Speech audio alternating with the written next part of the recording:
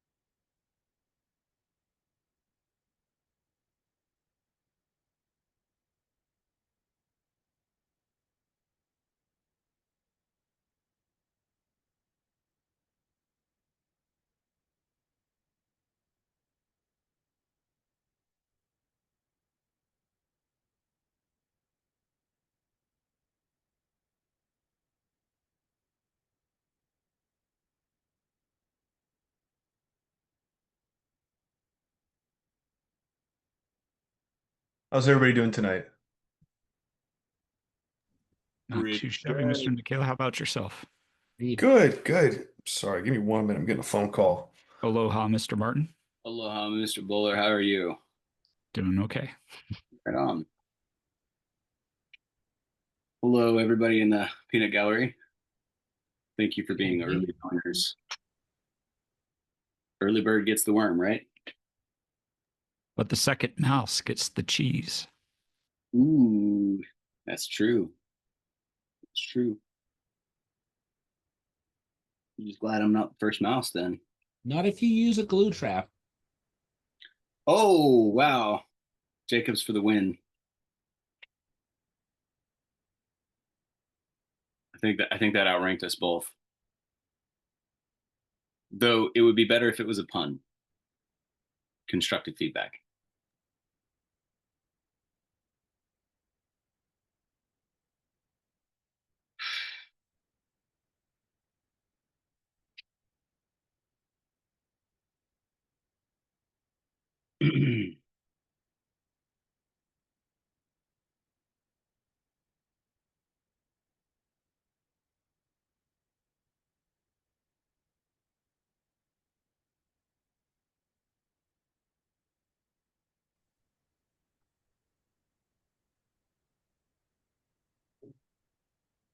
I would tell you more puns, but my wife might give me time in the penitentiary. I would be punished.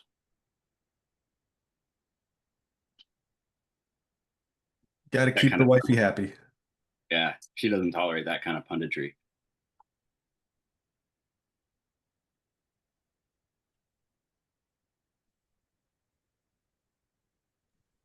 Yeah. I always love some wordplay, including questions like, why do we park in driveways, yet drive on parkways? Right? Been wondering that since I was like 7. If money doesn't grow on trees, then why do banks have branches? You run That was a a seat on the board. And then Austin, help me out with this. If at first you don't succeed, Give up and run away. I'm sorry. Try again. skydiving's not for you. Skydiving's not for you. That's really good. Okay, I give you that one. I give you that one. Did I ever tell you about the oddly, I can only hear Sam and JJ. I Like can hear Austin and Steven are not coming through for us. And we can hear you, Kyle. Well, right. I unmuted to point it out to you. That is weird. I was trying to tell a joke about 2 attorneys that Like I walked see in. Austin. I see his mouth moving, but there's no words. I'm able to hear him. Are you able to hear me? I'm able to hear you. I'm Okay. able to hear everyone so far. That's weird. That's weird. Kyle, do you have selective hearing? That's weird. I don't know what would cause that. Gonna be a Zoom Yeah, I glitch can't on hear your Steven end? either. May want to try reconnecting, What the hell? but you can't hear me though.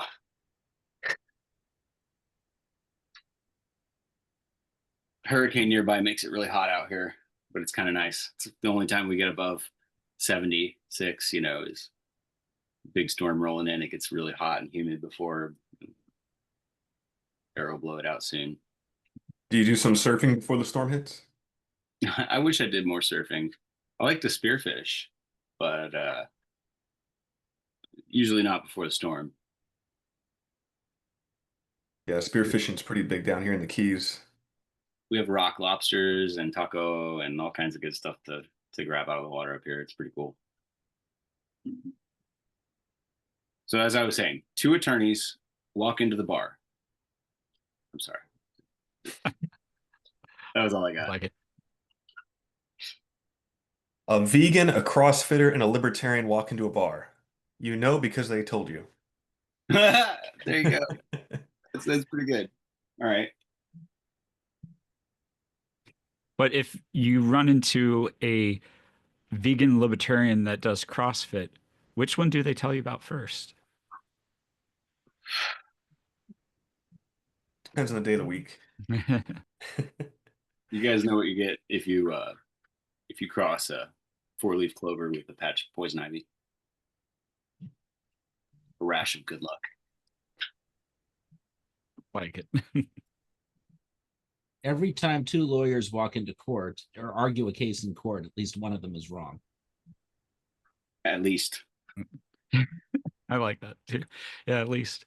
Very true. Very true.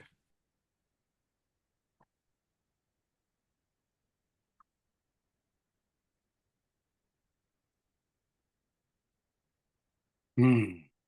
Yeah, our courts are definitely leaving something to be desired these days. That's a issue I think we should put more emphasis on is like judicial misconduct. There's no real accountability for that.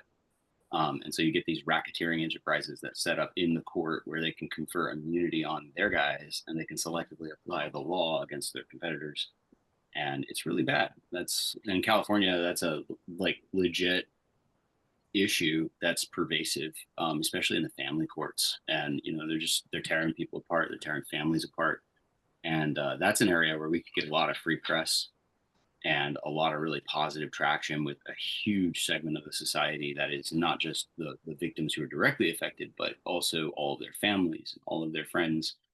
Going through, attorney misconduct and judicial misconduct is one of the worst things because the victims question themselves. Most people actually cave and like will give false confessions or take plea deals for crimes they didn't commit, and mainly because they're being delivered over by a bunch of glorified con men. And Mr. Martin, I yeah, hate to interrupt you. This isn't commentary on what you're talking about. I just had some business that I need to attend to before the meeting starts. Sure. Mr. Larry Silver, since I know you from Indiana, can I make you co-host so that when we have to go to executive session, you can mind the room and let people in to the main room while we are in a breakout room? Can you do that for me, Mr. Silver? Yes, sir. Okay. I'm going to go ahead and make you a co-host, and if you want to help me let people into this room, that would be great. Okay, Mr. Martin. Thank you. You can go back, continue with what you were talking about. yeah. This problem is it depends on the local attorneys that you have. If you have really good, healthy culture of people who like respect the law, you'll have a much better jurisdiction. And if one group doesn't get too much in control, that also helps to make the jurisdiction a little bit better. But on the federal level, like to say politics has corrupted the court is like a vast understatement. We're looking at federal prosecutors have like 97% conviction rates. It's insane. And that's not because they're right 97% of the time. The government is never right 97% of the time, right? This is because of rampant judicial misconduct. And I think it's something that we can approach from a policy perspective just by trying to target this concept of judicial immunity. There's no law that gives judges and prosecutors immunity for their crimes that they commit, fraud on the court and other things, destroying people's lives. It is a doctrine that they've constructed basically out of nothing that exempts them from the accountability for their actions and liability for their actions. So all we have to do is push for a state law, federal law, even a really favorable court decision, although they'll try to pass statutes to get sneaky with that and overcome it because judges have tried to overcome judicial immunity before. And it's unfortunate. It's really something that we could get a lot of really good grassroots support, I think, where there's no real organized efforts on the national level, especially to deal with that. You have organizations like Judicial Watch, they do a great job, but this particular policy item is something that so far has just not got traction. All right, it looks like it is 7:30. So we're going to go ahead and call this meeting to order. We are recording, so it is September 7th at 7:30 p.m. Eastern Standard Time. My name is Stephen Nikala, Chairman of the Libertarian Party National Committee, and I will ask Mr. McMahon to go through roll call, please.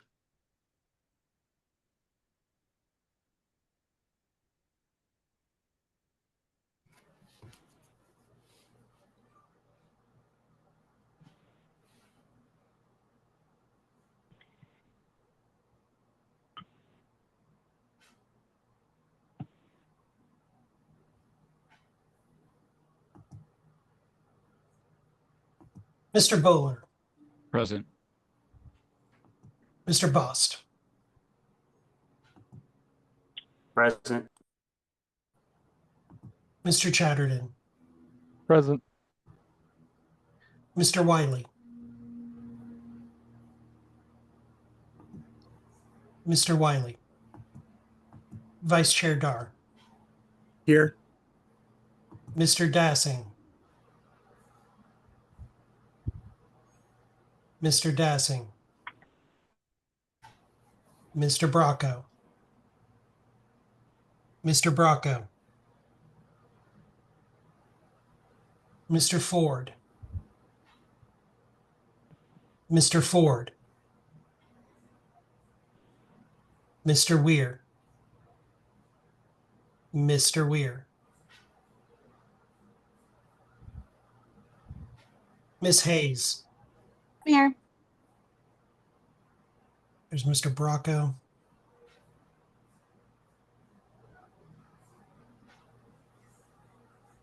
Mr. Bracco. Present? Sorry, I joined like 2 seconds prior. Yep, hold on 1 second for me. There is a non-zero chance. Um, I'm planning on doing Bracco very is different, like, here. I just hang up on people, they call me and I hang up on them. Or if they, like, if they wanted to do that, Mr. Ford, for nominal fee, everyone. Mr. Ford is present. He's here. thank you. Miss Hollisey, Yeah, I'm here. Mr. Neville, I Present. assume what just happened is someone is Mr. Lamb. Can somebody mute whoever that is? Mr. Ford.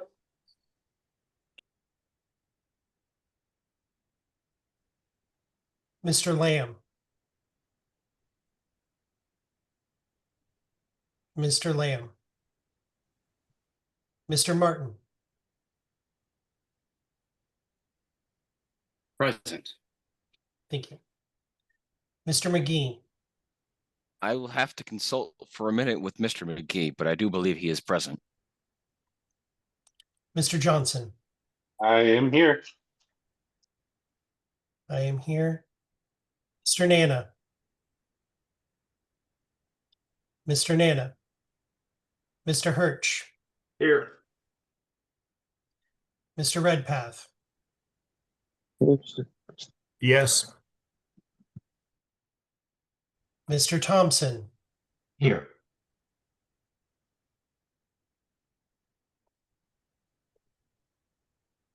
Miss Cowhart. Miss Cowhart. Mr. Vinson. Mr. Vinson. Mr. Watkins. Here.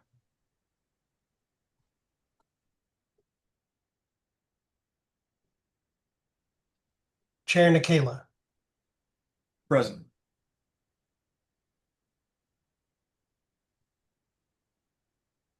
13, 14, 15. Count 15 present, Mr. Chair. All right, we have quorum. We'll now move on to opportunity for public comment, 2 minutes per person, up to 10 minutes. Do we have anyone who wants to be recognized for public comment at this time? Pietro Garacci, you're recognized. Thank you. It is my understanding that the LNC plans to vote tonight as to the dates of the 2028 National Convention. I apologize for this glare here. I think it's very important that the National Committee votes to move it to February, or at least some point before May, because in New York, we have to do our petitioning in April and throughout May. And if you hold the convention in May, we have to do a placeholder, who is then not allowed to run for the nomination. And it just creates a whole bunch of problems for us in New York, and just makes it that much harder for us to get ballot access. And that's why I'm really imploring this committee to vote to move the national, some noise there, to move the national convention to February, or at least some point before May. Doesn't matter if it's March, sometime before our petitioning period starts, so that we have a better shot at getting ballot access. And of course, any help you can give to us with the upcoming gubernatorial race, that would be helpful too. And I think that just about does it for me. And yeah, thank you for hearing me out. Thank you, Mr. Petro. Up next is Mr. Phillies. Very briefly, having been state chair in Massachusetts for much of a decade and run meetings, state meetings, if you try to run a convention, a national convention in February, there's a respectable likelihood that delegates from my part of the country will be unable to get there reliably due to snowstorms. And so I would suggest if you're going to move the convention, you move it to the previous fall or the previous summer, better yet, the previous summer.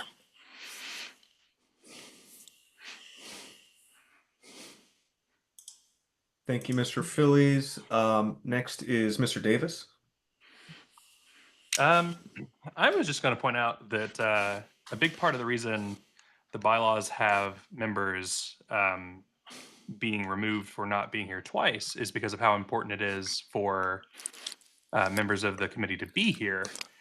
And thereby, you know, like I know that on the agenda tonight, there's the attempt to automatically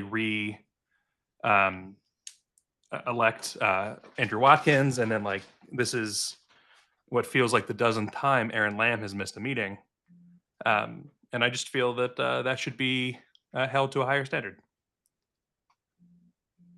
Thank you, Mr. Davis. Mr. Scott. Yes, I just wanted to let the board know about. I'm just making sure you guys can hear me. The legal hoops we're going to have to run to here in New Mexico. I'm the chair of the Free New Mexico Party, the affiliate party of Libertarians.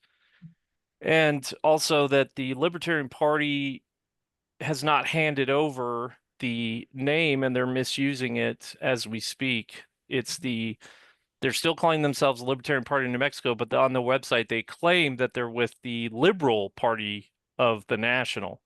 So there's a deep problem with that, including what the state's Secretary of State's office did to us by violating their own rules and policies and procedures. So I just want the board to be aware that we're really needing support and would appreciate if that's at all possible. Mr. Scott, will you be joining us later in the call? If called I upon. can if you want. Okay, it might be fruitful for the board. Mr. Chair, okay. Mr. Chair, I would ask that he be allowed in the executive session when we go into it. Understood. All right, next is Star Chop.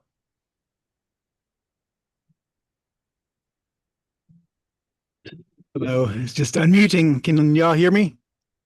We can hear you. Thank you. I'm the chair of the Libertarian Party here in San Francisco, former two-term member on the Libertarian National Committee. Excuse me. And I want to emphasize again the importance of transparency and enabling participation. When I was on the committee, I noticed a tendency for members of the committee, and you know, I felt some of this pressure, whatever you want to call it, myself, to kind of regard ourselves and maybe staff, you know, as the group that was sort of the us that we're thinking about, and the larger LP membership more as something external to that. Everybody who's a member, I hope, has signed the non-aggression pledge. I think we should all be considered part of the team, part of the we. And when people show up to a meeting like this who are not required to be there because they don't have any official position or anything, you know, extra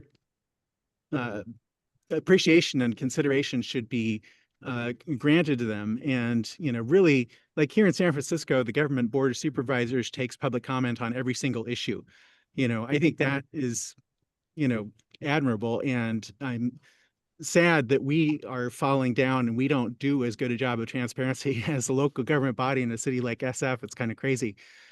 I noticed recently a proposal from Andrew Watkins to actually charge people to send emails to the LNC. That, you know, with all due respect, that has to be one of the most ass backwards proposals I've seen come out of this committee. Horrible idea.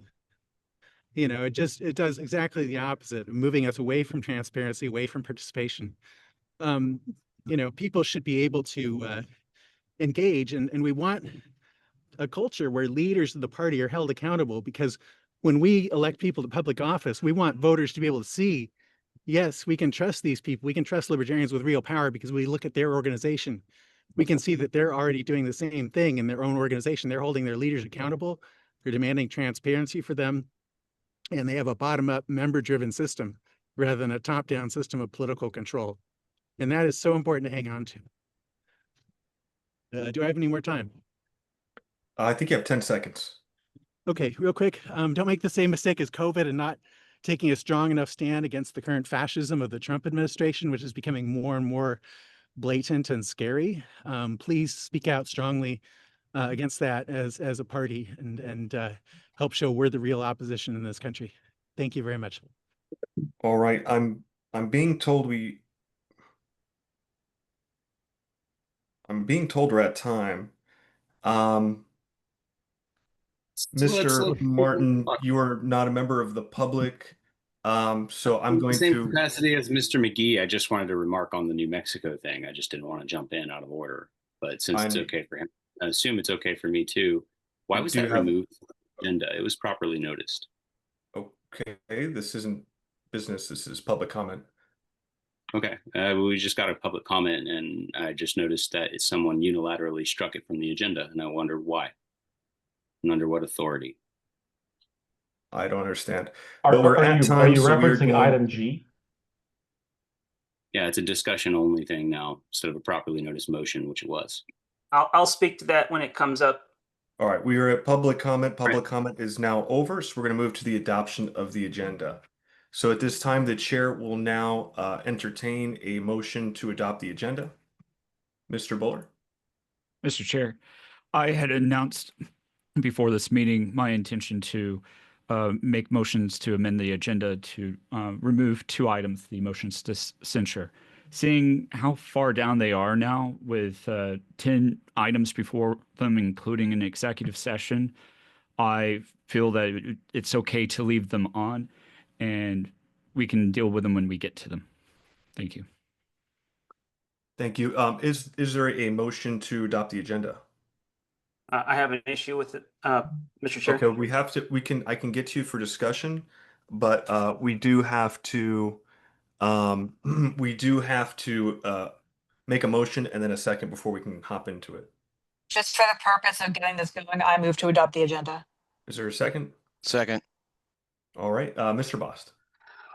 Yes, the noticed item from Mr. Lamb was for executive session, but it also had 2 additional motions to direct the chair for a cease and desist and to authorize some payment for reasonable expenses for New Mexico's legal matters. Those 2 did not make it onto the agenda, but they were noticed in a timely fashion. So I believe that's what Mr. Martin was trying to speak to earlier. I see it. Mr. Chair, Mr. McMahon? it is actually listed correctly in the OneNote under, hold please while I bring up OneNote.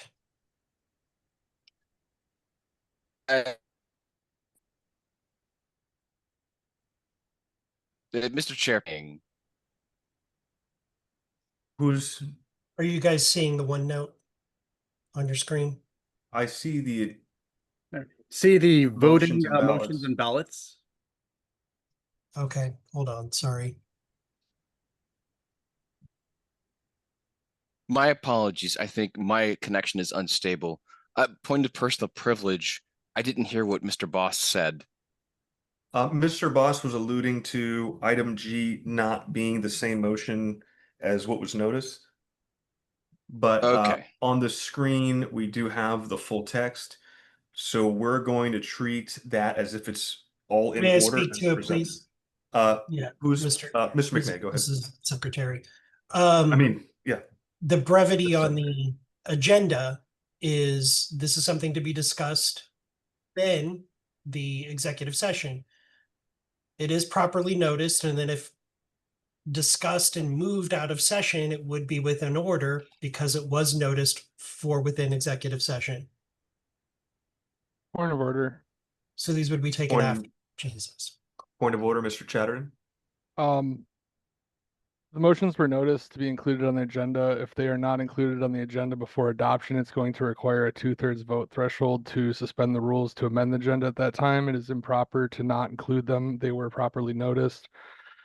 And it should be on this body that they need to be heard and considered. And obviously that will be impacted by the discussion that happens in the executive session, but is improper to exclude them from the agenda to artificially raise that vote threshold for those actions, and those need to be included. So I will, when I'm recognized to make a motion, I will be motioning to amend the agenda to include those.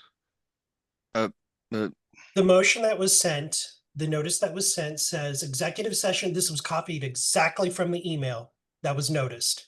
Word for word, no change to it. Executive session discussion for legal matters relating to New Mexico, ballot access and trademark. Then to direct the chair. There was no request for a separate motion in a line item. It was all one item that was I disagree presented. with that characterization. Well, that was I the way believe the it's email correct. was sent. I read So the you can email that disagree was all you sent. want. I But Those that disagree was items too. I were think it's an noticed as, unreasonable. All right, is a hold point on, of order. hold on, This is hold a point on. of order What's- that those what's- items were noticed as specific independent items of business to be considered on our agenda today. So I'd request a ruling of the chair.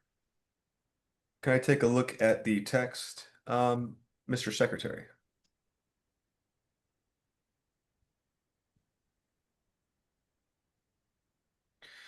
No, this was via email. Executive session discussion. Could we please pull up the email on the notice thread that was sent The original for email. reference?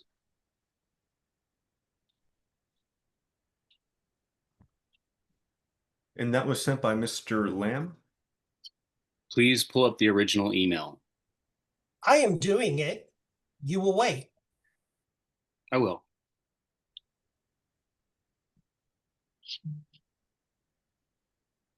And I ask members, please do not speak out of turn. If you have a point of order, say point of order. I will call upon you to recognize you and then hear your point of order.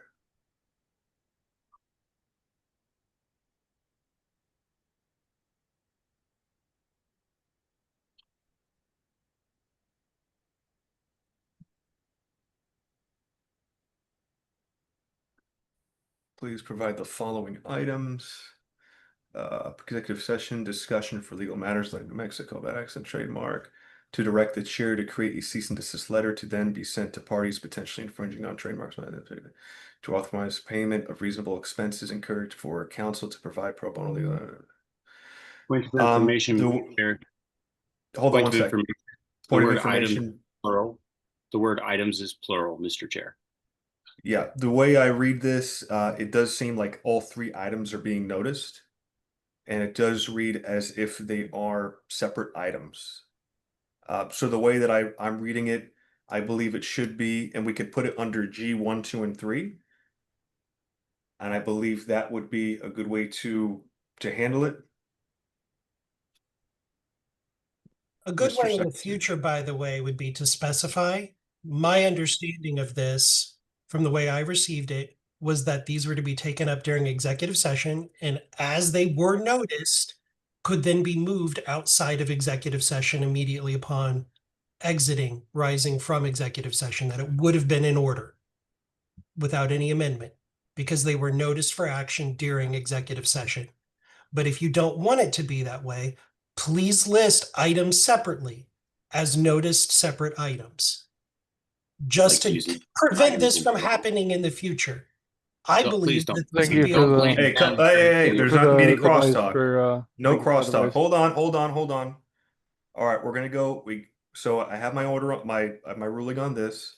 We had Mr. Bost, and now next up is Mr. Dar.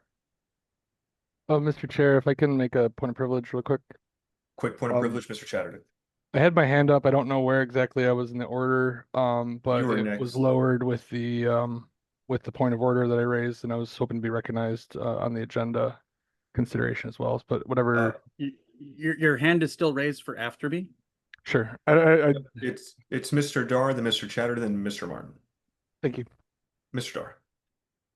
I just had a very simple one. I wanted to move to have the Convention Oversight Committee report to be prior to the motion to set the date for the 2028 convention. Just a swap of item number 3B to be after item number 4A. Is there a second? Second. Is there any discussion on this? Is there any objection to this? Hearing no objection, amendment passes. What was that again? Where did you move what to what? Mr. Dar, can you repeat that one more time? It's just putting the Convention Oversight Committee report prior to the motion to set the date for the 28 convention.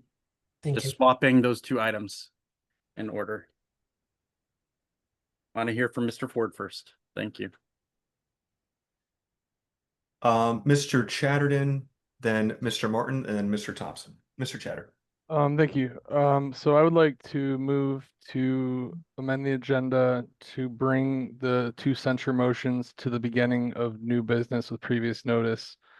And if I may speak to that motion. First, we'll need a second. I'll happily second that. All right, Mr. Chatterton, go ahead. I believe that as has been discussed on the email public list, that we are in some very significant circumstances right now with the business on the LNC. I believe that there have been some very major matters raised that need to be addressed, and we need to have specific board action considered on those this evening. As was previously pointed out by another member of the board, these are currently at the end of a long agenda. I think it is imperative. I think these are of public interest to all the spectators, and we should consider those motions first and foremost in respect for everyone's time to address those issues. And I think they raise some very substantive concerns that the board should be taking a stand on. And we should hear those before we're considering other, general business, because they deal directly with very important issues before the board. I'll refrain from elaborating on it this time further. Mr. Bowler, do you have your hand raised for this amendment? I do. You're recognized, sir. Yeah, as I said earlier, I was not exactly the biggest fan of those two motions, and so I didn't amend the agenda to remove them, assuming that they would stay at the bottom, but I thought that this might happen. I would just encourage everyone not to move them forward. We've got a lot of business to go through. We need to go through business. We need to actually accomplish things. And transparency is important. Accountability is important.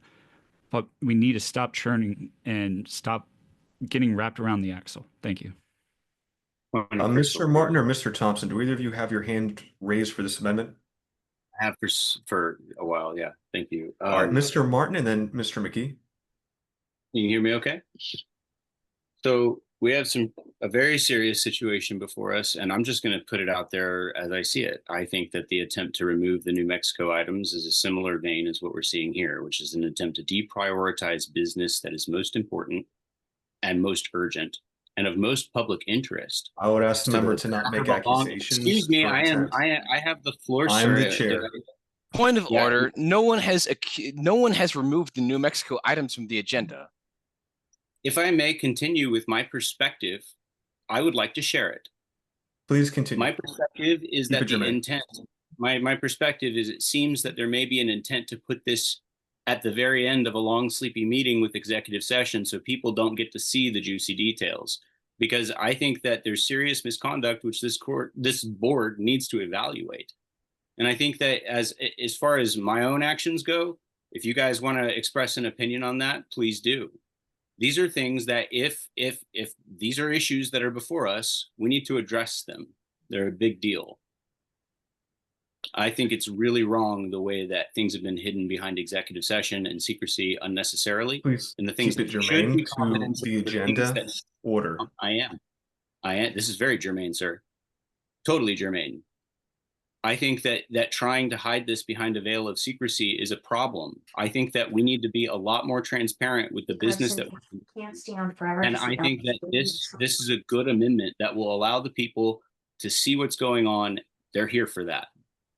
I know there's a lot of important business and I intend to get to it. I'm not going to complain about the length of it if that's what it takes to do the business that our members count on us to do. But I'm not going to sit here and allow serious, credible allegations of misconduct to just be buried. It's ridiculous. I yield. Mr. Mickey. So, a point of information, first of all. So, this amendment is to move both censure motions to the front of the agenda. Is that correct? It would be after new business without previous notice, new business with previous notice. So I'd be item A and B. Is that correct, Mr. Chatterton? Yes, move items H and I to the front of section 5 for new business with previous notice. Yeah, I am completely opposed to this. Quite frankly, we should be actually doing real business, which is on the agenda.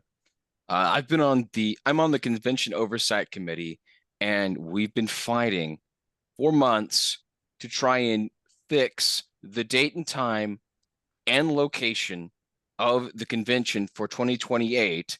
And quite frankly, quibbling over whether or not Austin Martin is an asshole or whether or not Chairman Nikela is an asshole, quite frankly, does not forward the business of this committee.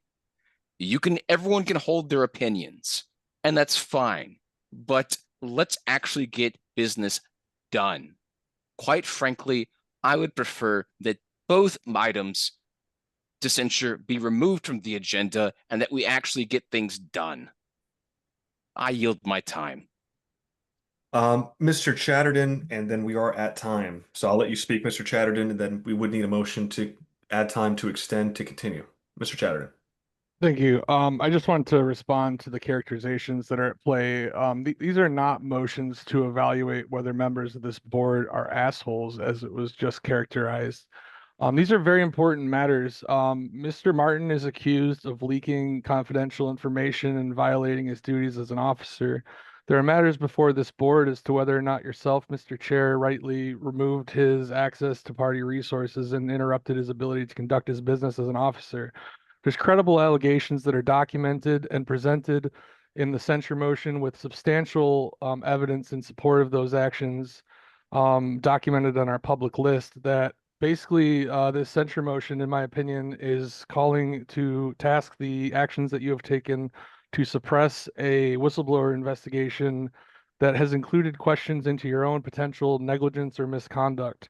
It is completely inappropriate to continue to bury these issues. You directed Mr. Martin and I specifically that we should address these issues in business and meetings with motions after you tried to silence our discussions and our attempts to ask questions to counsel in our private email discussions on legal matters that were ongoing in the party, and you have suppressed that access to the point that you have made accusations and removed access in retaliation for those whistleblower inquiries, in my opinion. And this motion brings those to the light of this board and brings those before our membership to hear your defense of that if you believe that those characterizations are inappropriate. I don't believe they are, and I believe there's sufficient evidence to prove that. And I believe that your actions against Mr. Martin have been retaliatory in retribution for his bringing light to these concerns. And it is completely inappropriate for these things to continue to be suppressed and tried to be hidden at the end of a long agenda. It has been common practice for this board in the past to stack agendas full of business and motion to adjourn without completing the agenda. These items are of urgent importance to the business of this party, and it is my opinion that we cannot in good faith continue to conduct other business while these measures remain unaddressed. We are at time. Is there a motion to extend time on this matter, or are we going to move to a vote on the agenda? Motion to extend time. Is there a second?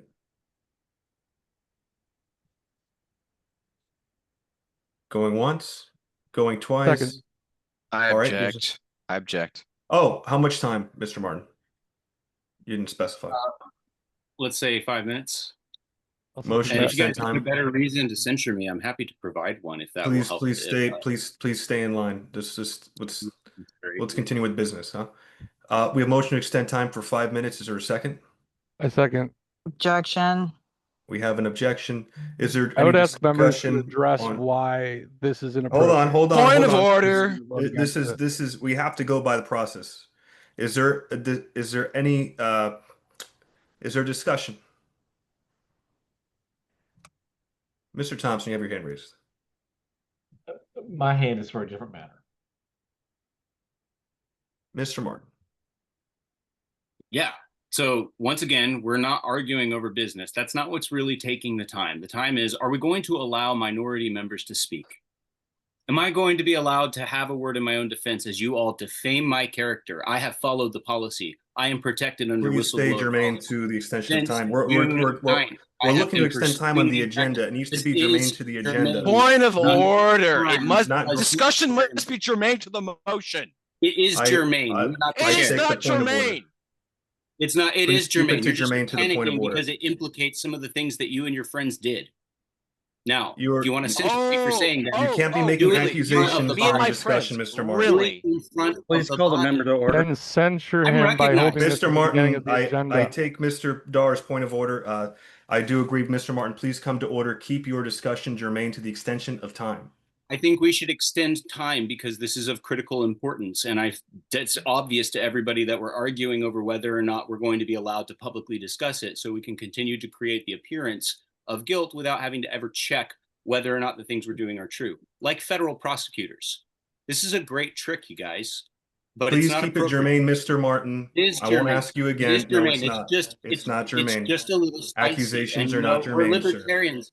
Yes, sir. Okay. So I'm understanding that it is a bigger offense to this body for people to call out misconduct than it is to commit misconduct. Is this That's germane what to I'm- extending Point of time, order. sir? Please call Please. the meeting to order. This is the last time I warn you. All right, you're done. Okay.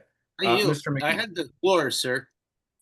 No, Two different I just actually I just wanted to commend that at least until it did deviate, at least at some point, Mr. Martin was actually properly addressing the issue, and then right it. now.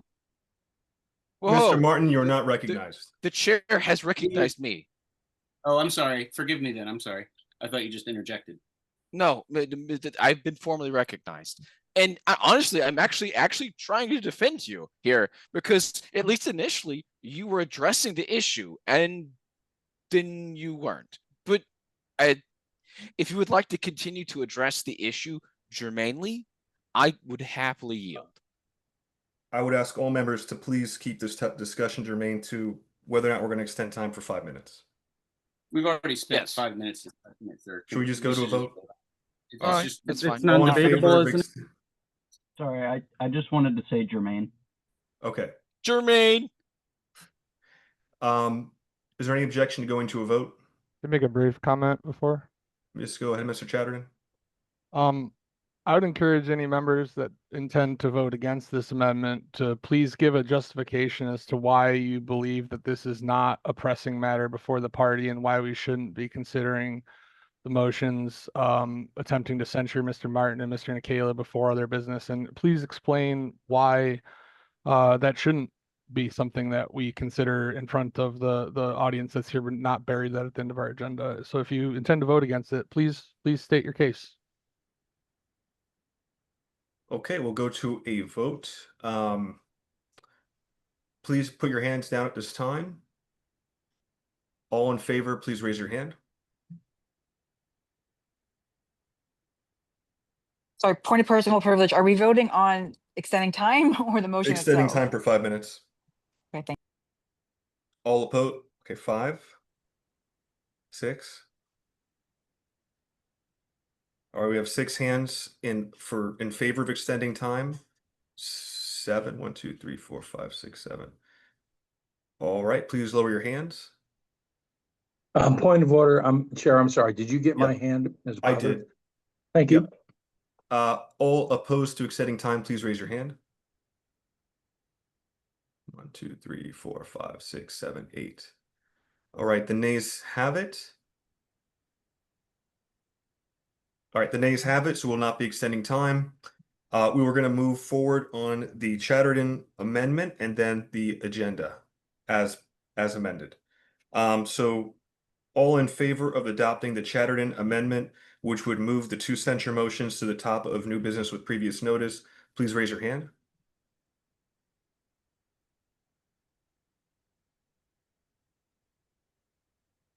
All right, I see 7 hands. All opposed? Or I'm sorry, lower your hands, everybody. And then all opposed.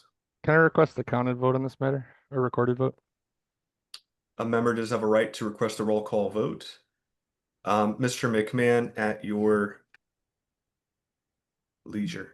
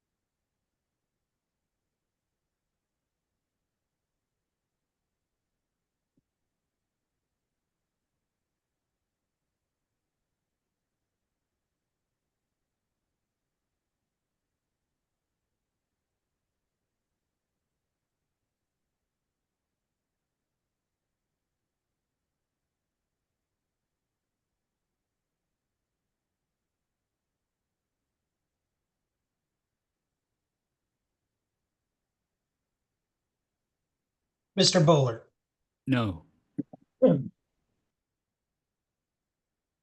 Mr. Bost, Yes. Mr. Chatterton, Yes. Vice Chair Dar, No. Mr. Dassing, Yes. Mr. Ford, Yes. Ms. Hayes. No, and I'm just gonna, since Mr. Stratton requested, I have spoken with my region chair, who is not Mr. Malagon anymore. And my region chair, but people of California would like me to vote no on this. Sorry. Mr. Nebel, No. Mr. Martin, Yes to censuring me. Come on, guys, bring it on. This is your chance. Don't do it by email ballot. Mr. McGee, No to any censure. I will vote yes. Mr. Hirsch, No.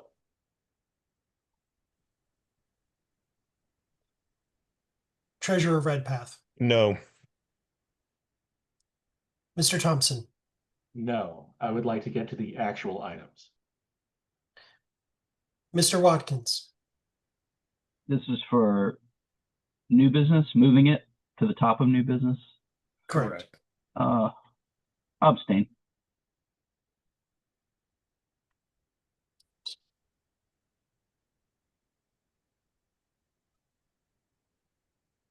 Chair Nikela, I will abstain. the vote is 6 yes, 8 no, 2 abstentions. The motion fails. Will we entertain an amendment for the New Mexico related motions to be included, or is that considered de facto? The notice? They They're were added noticed. to the agenda. They're in, let me show you exactly what I have. Thank you very much.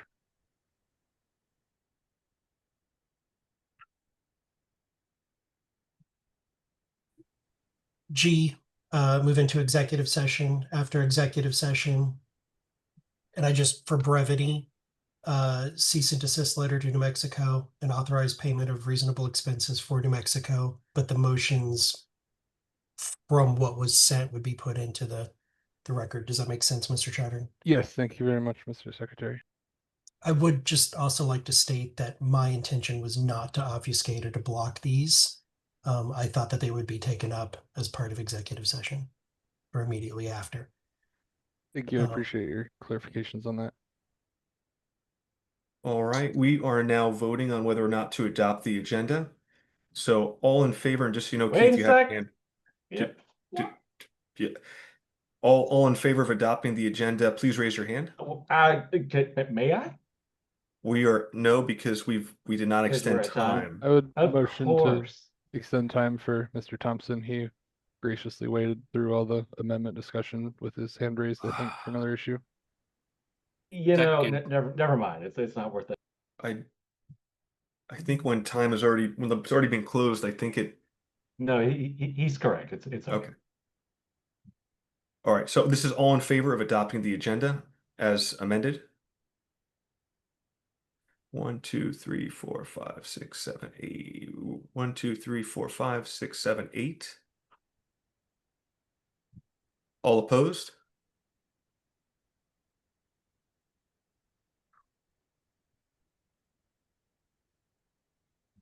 One, 2, 3, 4, 5 opposed. 6 opposed. All right, it's 8-6. The agenda passes. I'm sorry, We my are internet now- cut out. I don't know what we were voting on. My hand was up. That was Yeah, the adoption of the agenda. Actually, point of privilege. Sure. My internet cut out too. I think based on the policy manual, we should retake the vote because Okay. it's within 5 minutes. Everybody put your hands down. All in favor of adopting the agenda, please raise your hand. Roll call. I call for a roll call vote, please. He's entitled to do that. All right, Mr. Secretary, whenever you are ready for roll call vote.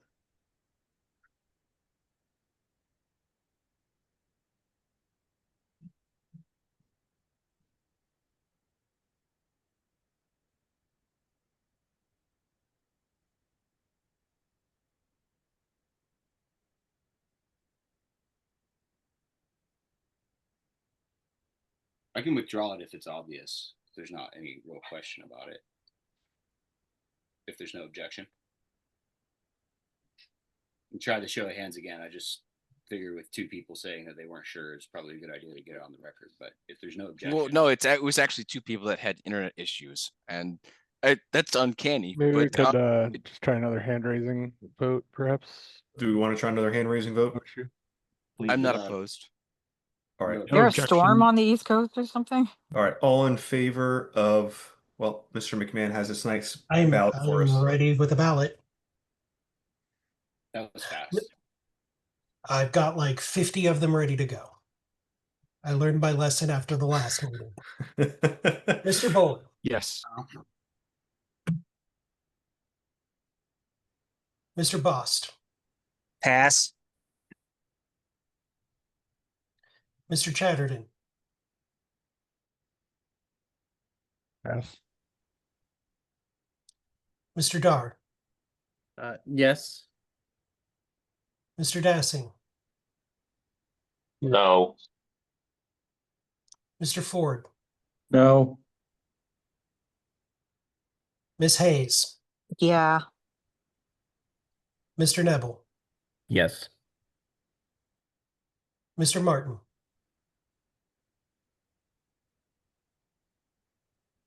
Pass. Mr. McGee. Aye. I will vote yes. Mr. Hirsch. Yes. Mr. Redpath. Yes. Mr. Thompson. No. Mr. Watkins. Abstain. Chair Nikayla, do you want me to go through the not voted first or passes? Yeah, I'm just going to abstain. Okay. Mr. Bost. Abstain.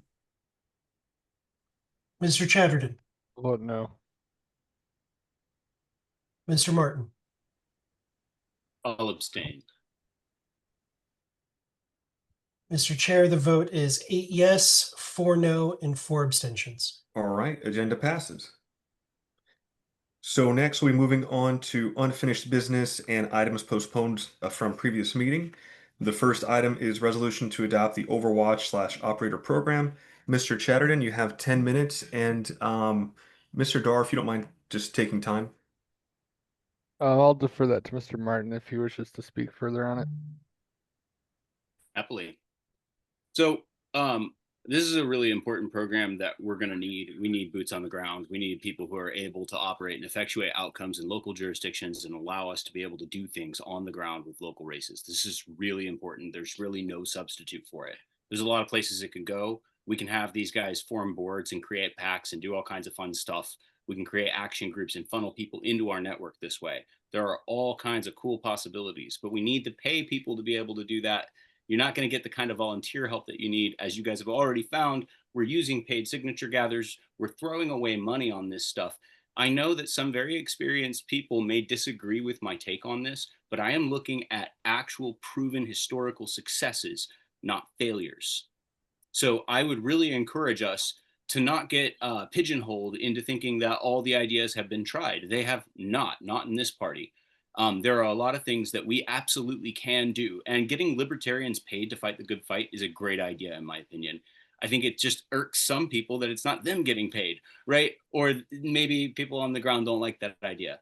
We don't want people involved because of the money incentive, right? So it's up to us to make sure that we manage our talent and manage our kind of ideological fitness of these people who will represent us. That does require oversight, and that's the function of this board, is to oversee actual political operations, which we have very few actually happening. So I want to just really quickly point out that the successful implementation of the concepts of this program resulted in incredible results in Hawaii. We're talking to the governor about passing Defend the Guard this year. We're talking to 6 different people in the legislature who want to sponsor Defend the Guard in Hawaii, right? That is something that the operator program can do. That's what we can do on the ground. We get our candidates in front of the legislature. We let them show face. We teach our guys how to deliver not only effective public testimonies and all of this to get the news cycle going, but then they're generating lists. They're going to the courthouses, the college campuses, the town square, and they're making lists, and they're getting benefits to do this. And we're paying less than what we would have to pay for a paid signature gatherer. These are gains that we should be taking for the party. Proprietary list building, guys. It's a bread and butter basic for politics, and we're completely ignoring it. So it's like it's kind of a joke. So this is a basic operational structure and workflow that will allow people on the ground to function. Now, I'll be honest, I don't think this idea is going to get voted on its merits or even debated on its merits. It's going to be debated by the nasty internal politics of people who do not care about whether or not we win elections next year. They care about who's sitting on this board. So this is what I'm bringing to the table: proven results, effectiveness, absolute wins. These guys, it's endless reports. So I hope people prove me wrong and pass this and we get this started. If not, I understand. There are some housekeeping items that really need to be attended to, and we're trying to make sure that all of those get attended to in the proper way. And I promise I'm not going to back down. I'm going to make sure this party wins in 2026. I'm going to make sure this party wins in 2028. We are going to take ground, guys. And it's going to take us taking the brakes off. I'll stop talking there. And if anybody has any questions, I'm happy to answer. Otherwise, feel free to move it along. Mr. Secretary. So I would just like to reiterate that ascribing motives to how people vote on things before they even vote on them or have an opportunity to speak is not great. I had legitimate questions about this. I'm a candidate guy. I've worked on tons of campaigns. When I was first elected to the LNC, it was because I was the guy who supported candidates and helped get resources for campaigns. It's a thing that I'm very, very passionate about. We run candidates here in my home state, and we do our best to win, and we try to set records on getting good libertarians, quality libertarians elected to local office. I have some questions, some fundamental issues with the the resolution, that it's kind of open-ended on funding. It's cost commission fundraising.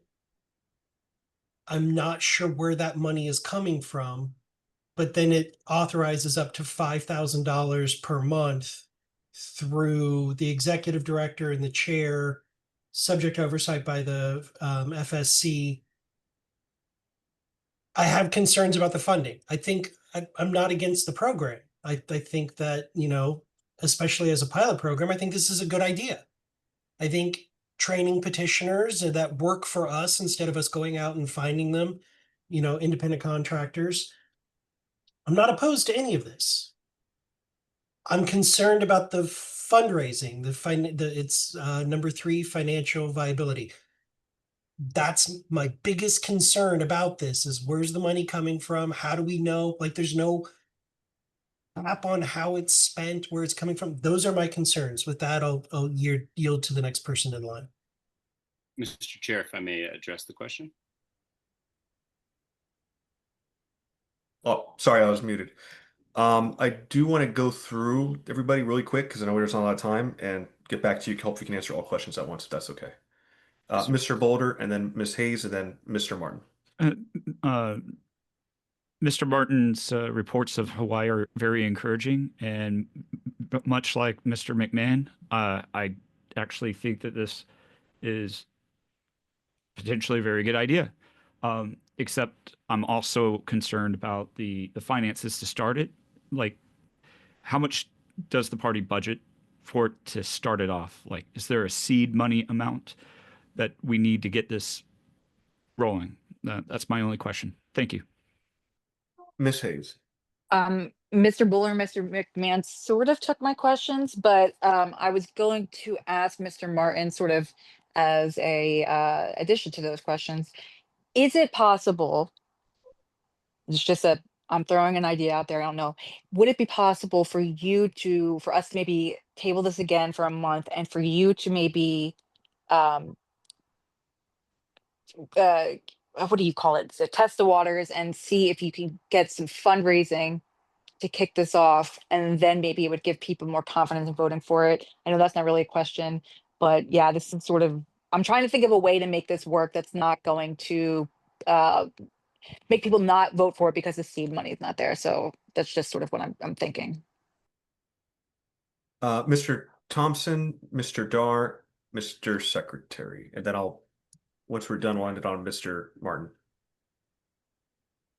So I guess I hate to address Mr. Martin directly with this instead of the chair, but since it's kind of his thing, if you could add to your list of things to talk about, would you be okay to having a targeted fund where we can preemptively fund this, right? That way people can do fundraising to kind of stockpile the 5,000 or whatever is deemed necessary for it. And then we're not having to take it out of the general budget, which is already negative. Mr. Dar, and then Mr. McMahon, and then Mr. Martin. Yeah, so my comments were just going to be also related to financing. I've also been developing and working with commission-based fundraisers and have been doing my own fundraising there where, I've out fundraised the rest of the committee here. Well, except Mr. McMahon beats me now, I guess. So darn it. I have a challenger now. But as far as that goes, yeah, pre-funding would help for that. I do see some of it as commission-based. Some of that is going to be passed through. So that is not less, you don't even need to cap that in the budget really, because if it's commission-based, it's not really going to be part of your initial budget there. Because they're not getting paid until we're getting paid, and that's how the commission basis works. So that's one part I really like. I really like commission-based fundraisers working on different stuff there, and recruiting more of them. Can already be started as you're working out details how to build out like this plan even further here. It was just that the other portions that are coming into the fund and how that is working. Normally we get 100% of everything else, so I wasn't clear on where those other portions that aren't part of the commission there. But I really do like the idea of getting more commission-based fundraisers out there doing the work, doing the things. That's all I had to say. Mr. McMahon, and then Mr. Martin. It's really easy, Mr. Darwin. It's being ahead in fundraising when it's your money that you're raising. So I wanted to make sure that I get clear what my biggest issue was with it is such amounts do not exceed $5,000 per month. Not as a friendly amendment, maybe a friendly amendment. I would be more open to this and actually raise the amount a little bit and say $10,000, but remove the per month. That gives it some operating window that it can be with the Financial Services or Standards Committee, having oversight, the chair and the executive director, being able to divvy out the funds as necessary. But then it's not a per month basis. We're not committing to something, but we're saying here's $10,000 of seed money. I think with where we're at with other things, I think that could be reasonable, and it would give you a runway for, a few months to be able to do that. Other people may want to keep it at 5,000. It's the per month thing that bothers me, is that we're committed to $5,000 per month. If it was without the per month, maybe even raising it a little bit, you'd have my vote today. We are out of time. I move to extend by 5 minutes. Second.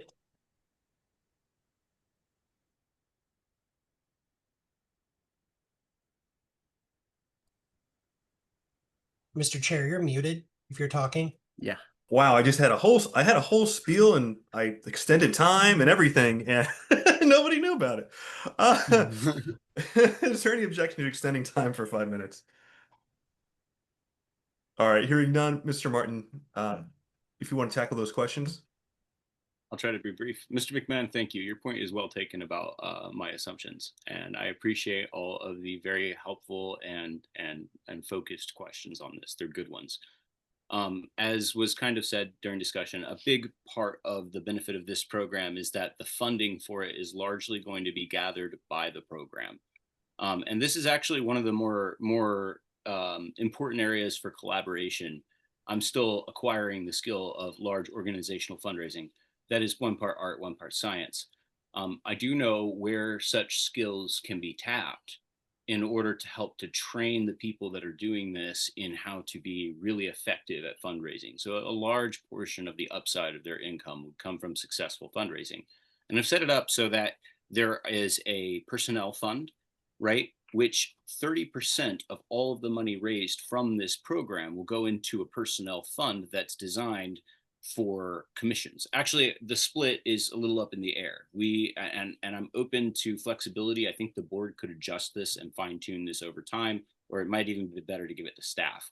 But let's just assume that we're talking about donations under $1,000 for the moment, because we may need to tier these percentages for larger amounts. With that said, giving a commissioner 25 to 30% of what they raise, and then taking another huge chunk, equal chunk, and throwing it into a personnel fund ensures that you can continue to pay for more commission activity that doesn't cover what they're not bringing in through fundraising, right? So you take a chunk of that, everything else gets passed on to the general fund.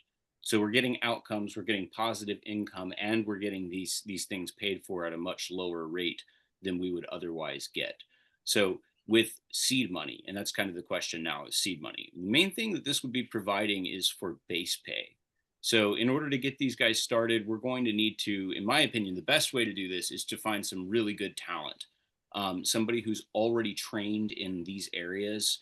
And I do have some sources in mind for where we can find this kind of talent. Somebody like that we can pay an actual like real wage to would be a really good idea to get things started. Somebody who has experience handling large organization and regional management that can go from state to state and help to train these teams. That'll get it off the ground fast. The other approach is we have, like I say, $5,000 per month allocated as a maximum roof for base pay. I don't anticipate using that in month 1 or even month 3. It's going to take time to recruit and train people. And then when they get results in fundraising, only then are we going to be like, hey, let's put you guys on a contract with base pay, right? So proven results getters will be able to get that kind of payment. $5,000 a month would pay 10 $500 a month base pays or 5 $1,000 a month base pays, which is a good starting rate. The fundraising, member conversion, and signature gathering then covers more. So there's a little flexibility as we get started. The key here and the fail safe, if this program doesn't work, right, that operating expense would go over the amount that we've allocated per month, and the program would basically fail without costing us any further money, right? Wouldn't get allocated, wouldn't happen. So that's the failure condition of this hasn't worked. But until we reach that point, we're training and teaching these people how to fundraise and bring in money effectively so that it is a net positive. So that $5,000 a month is meant to cap program expenses until we reach a conclusion of whether or not this has actually worked. I believe it will, very confident in it. But so the finances on this, to start this, technically, we don't have to allocate any of that. We could literally just say, yeah, we're willing to pay these kinds of commission rates and adopt this kind of structure. And then all the money that they get paid would be based mainly on their fundraising, right? The base pay makes it possible to pay them for things like signature gathering and legislative activism and stuff like that. So I want to make sure that I actually answered all the questions there, because I know that was kind of a long spiel. So, Mr. Chair, if it's okay, I'd love to let Mr. McMahon have a redirect. Mr. McMahon? Would you be, would, if there was a motion to amend Thank to move it to $10,000 and remove the per month, would that kill your program? I don't think so. I think it would be a good way to start. It's a little inflexible because of the way that it's a resolution. But I think it would be workable. I think really my main thing that I want is authorization to work with staff to do this. If you're okay with it, I would move to amend the resolution to bring that line item up to $10,000 and to remove per month. That would make it a $10,000 cap total. So that would be, I'd move to increase the amount from 5,000 to 10,000 and to remove the per month. And we, is there a second to Mr. McMahon's motion? I'll second. Okay, there's a motion and a second. We are at time. So if we need to, the next order of business would be to vote on the McMahon motion and then to vote on the resolution by Mr. Chatterton. Can I ask a clarification with Mr. McMahon's amendment? Go ahead. So if I'm understanding, Mr. McMahon, your proposal is that it would give a $10,000 runway to see what can be done with this, and then that would be managed through the structures that you described, the chair, the executive director, FSC, to determine that with Mr. Martin on allocating those funds and basically allow that to try this out, start working, start organizing, and have those funds available to be allocated under those oversights and carry these things out. Is that correct? My understanding is that this money right here, and that be it finally resolved, the 5,000 per month, that if the program is successful, no additional funds need to be spent through this area because it's raising its own money at that point. Okay. So this would raise the cap to 10,000, but would remove the per month guarantee. It would be 10,000 over whatever period. So a one-time allocation of 10,000 to give a runway for the program to be self-sufficient and fund itself going forward from that. And if it can't I achieve wouldn't that, say one-time allocation. Like that would mean like Or, one payment going out for 10,000. This is that the chair and the executive director can spend up to $10,000, next Yes, month, okay. over the next 6 months, however. Yes, I understand that. That was what I was intending to ask. I didn't. If I may make a Thank you for the suggestion, clarification. and if you agree, I mean, it may be too late, but if we put that at 15, I think that would give us a runway that is just a little longer, but it's not necessary. I think I can do it on 10, but it would 10, feel you got my vote. 15, you wouldn't. I'm just saying. understood. Well, that makes it easy. No worries. All right, well, we will proceed with a vote first on the McMahon amendment. Do you want So to call or how do you want to do it, Mr. Chair? I would say let's try roll call on this one. If it's close, we'll do it differently, and on the main motion, we'll do We'll do a roll call vote. Mr. Chair, I just want to make sure what we're voting on here, and that is So we're it setting is a maximum expense. The amendment is setting at a maximum expenditure of $10,000. Is that correct? More or less. Yes, it would change it from $5,000 per month to, through the chair and the executive director, we can expend up to $10,000 for the project. Thank you. All right, all in favor of the amendment, please raise your hand. 1, 2, 3, 4, 5, 6, 7, 8, 9, 10, 11, My hand is raised, sorry. 12, 13, 14, 15. All right, please lower your hands. All opposed, please raise your hand. All right, I don't see any opposed, so it's in the amendment passes unanimously. And now we'll move on to the main motion, the Chatterton resolution, and we will do a roll call.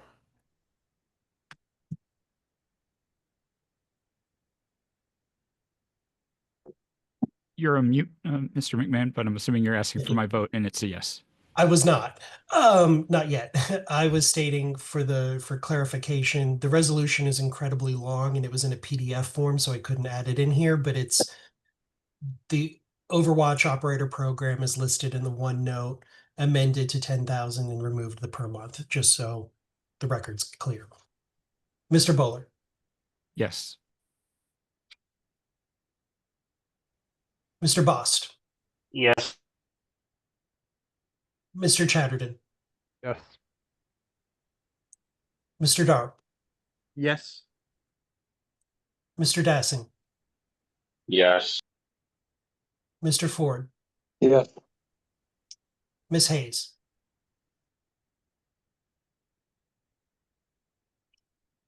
Ms. Hayes, It's Ms. muted. Hollis, Sorry. Yes. Mr. Devil, Yes. Mr. Martin. Yes, and mahalo, you guys. Appreciate it. Mr. McGee. Aye, emphatically. And I vote yes. Mr. Hirsch. Yes. Mr. Redpath. I'll vote yes. Mr. Thompson. Yes.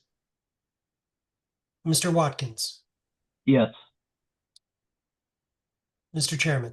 We'll make it unanimous. I'll vote yes. Vote is 16 yes, 0 no's, 0 abstentions. Motion passes.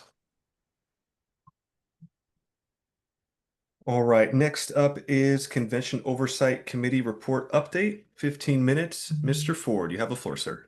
Mr. Nikhil, if it pleases the chair and the board, I'll go directly from a convention oversight because there should be less time and go directly into what's probably a little bit more of elaborate discussion, of course, which is the 2028 date. So first of all, as always, and when folks start to see how hard these efforts are, how hard folks are working right now, it's important to note that some folks have attended conventions, they've never attempted to manage them or been on the board before. So at this moment, I do want to recognize the efforts of the Convention Oversight Committee and a vast range of associated libertarians who continue to invest significant time and monies in working to a successful 26-28 convention. I'd also, particularly now at this moment in time, I'd like to recognize past COCs and their incredible efforts.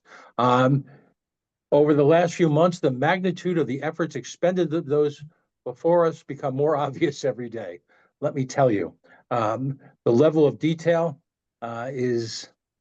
it's astonishing. Some parameters. Well, first of all, this portion of the meeting will be held in public. It's critically important to respect the privacy of individual state election bylaw, ballot, and access issues. If board members feel that those conversations are germane to all of these subjects, I welcome a limited executive session. Also, discussions surrounding contractual arrangements needs to be held in executive session as well. So just a snapshot. And by the way, the convention revenue is now part of the cash flow report that's submitted to the chair, the vice chair, and I believe the treasurer on a weekly basis. So we continue to exercise accountability in terms of money. First of all, room sales continue to pick up. We're now approaching 13% of the total room block being sold. As always, I encourage folks to make their plans early. Comparable room rates outside of our block already exceed for next May, $200 per night for Grand Rapids. The committee is working diligently to provide affordable experience for all those. Please, please book those rooms. You should understand, folks, that it's not possible and it's not optimal to book as many rooms as you have delegates. So at some point, like they did in DC, they will run out. And we would hate to see anyone not be able to make the arrangements or give us a little bit of rope to see what we can do for them beforehand. The Convention Oversight Committee is looking to conduct daily keynote speeches throughout the convention. In addition to breakout sessions and seminars, the first keynote schedule will be on Sunday, time to be determined. The speaker, I hope everyone is familiar with, Joel Salatin. He's the CEO of Polyface Farms. He's a national expert on food sovereignty. He was considered an official, if you will, associate to the FDA with the election of the current administration. Mr. Salatin will also be part of a breakout session on Sunday as well. I spent this weekend in New Hampshire at the Homesteaders of New England annual event in order to do party outreach and meet potential vendors who would share synergies with Mr. Salatin. Mr. Salatin has also very close ties with Congressman Massey. There will be additional announcements later this week. We've got about a half a dozen breakout sessions and speakers to add as we finalize paperwork. A process has been being instituted that will document all speaking arrangements with full board transparency. By the way, for the record, everything we're doing is, in terms of transparency, is copied to the executive director. And so there is a repository of data that's available literally to any board member. Again, understanding the confidentiality underneath this. This Friday, our first convention will take place on social media. The initial host for the first few weeks, as we do sort of a soft opening, will be myself and Brian McWilliams, who's providing a lot of the technical expertise. So anyone have any questions on the convention that we can sort of discuss publicly? Okay.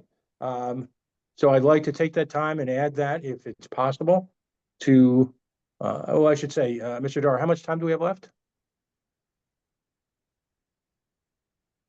We can always move to extend if we need to later. That's probably Okay. the easier way to go at that point. Okay. All right, let's move on, if I can, then to the conversation surrounding the 2028 convention date. Now, a couple of folks weighed in on public comment, and we appreciate that because we made extensive efforts to reach out to people. A gentleman from New York State reached out, and the New York chair has embraced these changes, a change to a February convention date wholeheartedly. And I would have to say that New York is sort of the poster child for affiliates who face incomprehensible ballot access challenges while seemingly happening simultaneously every election cycle right at our convention. So I urge folks, and I'll always defer to Mr. Redpath, the in-house expert on this, but it appears to me that two of the biggest challenges in ballot access are New York and Illinois right now. And of course, forever and ever, DC. At least, well, let's just be blunt. This will not be the cure to all the challenges New York face, but at least this gives them some breathing room. With regard to a gentleman from Massachusetts weighed in on this, and I will tell you, I'll get more into this in a little bit, but the weather concerns are something that we've discussed extensively and we'll be presenting to the board. I had three goals in running convention oversight. In addition to maximizing the profitability of the event, another goal was to take this moment in time, and provide an analysis of the underlying facts surrounding the timing of our presidential year convention. I want to stress there is no predetermined outcome.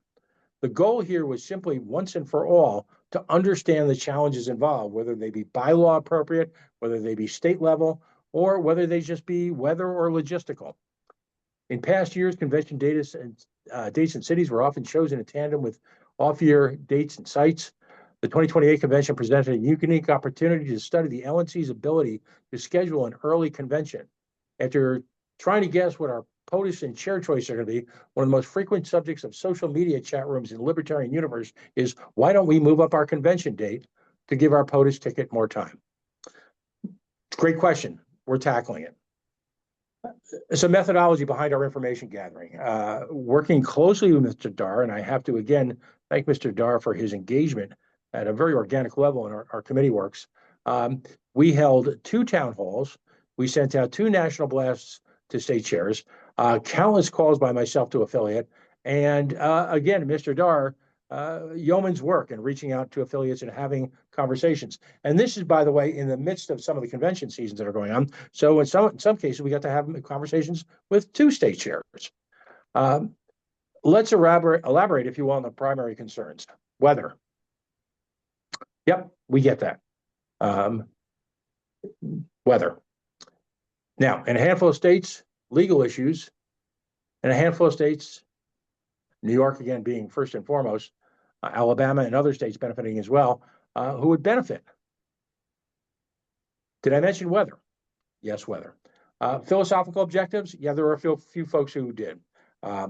Folks who objected, if you will, and would prefer to be more in line with the duopoly and how the time of year that they do it. These were a couple of well-written emails that had principled remarks. And so we take that seriously as well. The primary benefits: additional time to petition, additional time to campaign, additional time to fundraise.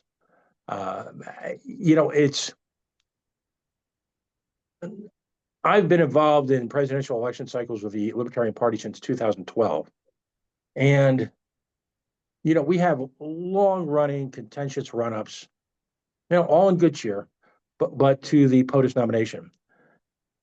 It can be held that across the board, and this is not an indictment of any one campaign or anything, by the time folks recover from fill in the blanks over Memorial Day weekend is very often late into June, sometimes early July, before those campaigns can really begin to roll. At which point we have 3.5 months to campaign. It has to be noted that there are states, and by the way, Rhode Island is one of them. We see the challenges with New Mexico being another, that the performance of the state in the presidential election has direct impact on their ballot access status. Undeniable.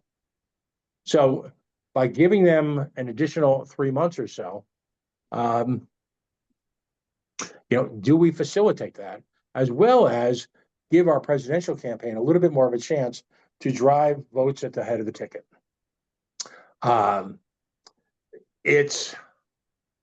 of course, is the intangible, because the other issue is weather and considerations like how do we react to a bad weather event, preventing one or more delegations from attending. That's got to be discussed right now. Some suggested having it later in the spring, but earlier than Memorial Day. We considered this, but the absence of a 3-day holiday, major religious observances, college graduations, and the little gain against the idea by having just a few weeks. April is a particularly difficult month. You get into early May, again, college graduations, not just for the people attending, but actually in a number of cities, you will see, like Providence and Boston and other major college towns, you'll see a significant glut in reservations at major hotels, all of which make it less affordable and less accommodating. So on a vote this afternoon, amidst significant debate, and again, to Mr. McGee's comments, we've been going back and forth on this for months. We voted 5-0 in favor of adopting a February date. And the February date that we're talking about, let me scroll up back again. Let me find is February 18th to the 21st of 2028. That's President's Day weekend, as opposed to May 26th to May 29th, 2028, which is Memorial Day weekend. So I present this to you. I know I'd like to introduce Mr. Dar into the equation because he's had significant conversations. And again, I ask folks to respect conversations surrounding individual states because that does represent some fairly intimate political strategy. So, Mr. Dar, I know you've had extensive conversations. Again, I thank you for all of your efforts on behalf of our committee. Thank you. I really did reach out to as many state chairs as I could to kind of push this matter, since it wasn't getting out to all of them for you there. Trying to get everyone on every type of medium out there, since email seems to not always be best. Reached out on many different ways. And really got that input like you were talking about there from all the different chairs, with the weather concerns being the largest one that needed to be mitigated there. and looked at and concerned. As far as those we received, we also had some of those with concerning political strategy within states. That's more specific to that state and should be discussed more internally there. And then there was those that just needed to know sooner than later, because then there was going to be bylaws adjustments that needed to be made if the date was pushed forward. And that consideration is also important to know and to be communicated so individuals can make that change.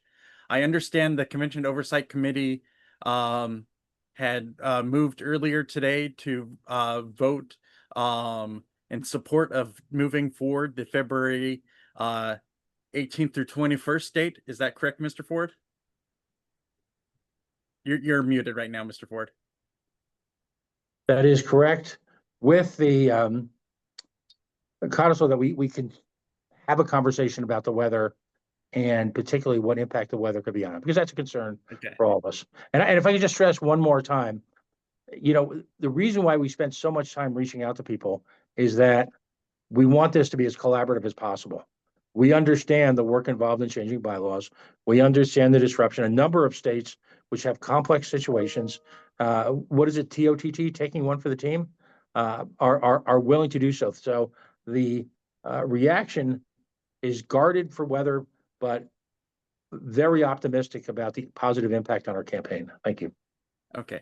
And so the actual motion that I had noticed to everyone, I try to make things open for the LNC to take action. Sometimes you might notice with some of the motions that I make there, where I said the motion to select the date for the 2028 National LNC Convention with the different dates under selection that we had specifically talked about, and then also mentioning March and April. So I left a range of things that would be in order to amend to if during this discussion we come to that.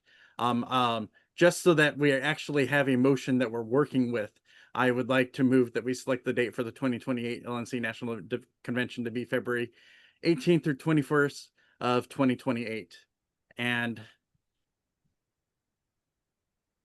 I would like if the rest of the LNC allows, if there's any state chairs that have not given some input, if we have some forbearance, I'd like to be able to, if they wanted to be recognized, to raise their hand. If any of them want to get into the queue too, I'd be interested in hearing that too, if there's anything we haven't touched on that's important that in regards to your state, for those that are attending here. All right. Did I hear a motion? That was a motion? That was a motion. Did somebody second me? Second. I saw Pat from that. All right, there is a motion and a second. I know there was some hands raised. I'll leave that queue for later if it's still relevant. But I'd ask everybody who would yes, who I believe Mr. McMahon would like to speak next. In both my capacity as secretary and chair of the Libertarian Party of Indiana, aside from potential SOS, if we get 10%, that raises a whole nother bag of problems for having a very early convention. But one of the things that I did want to stress was that having a February convention pushes our state convention to January, beginning of January into December, which then pushes our counting parties into November, a week or two after the election.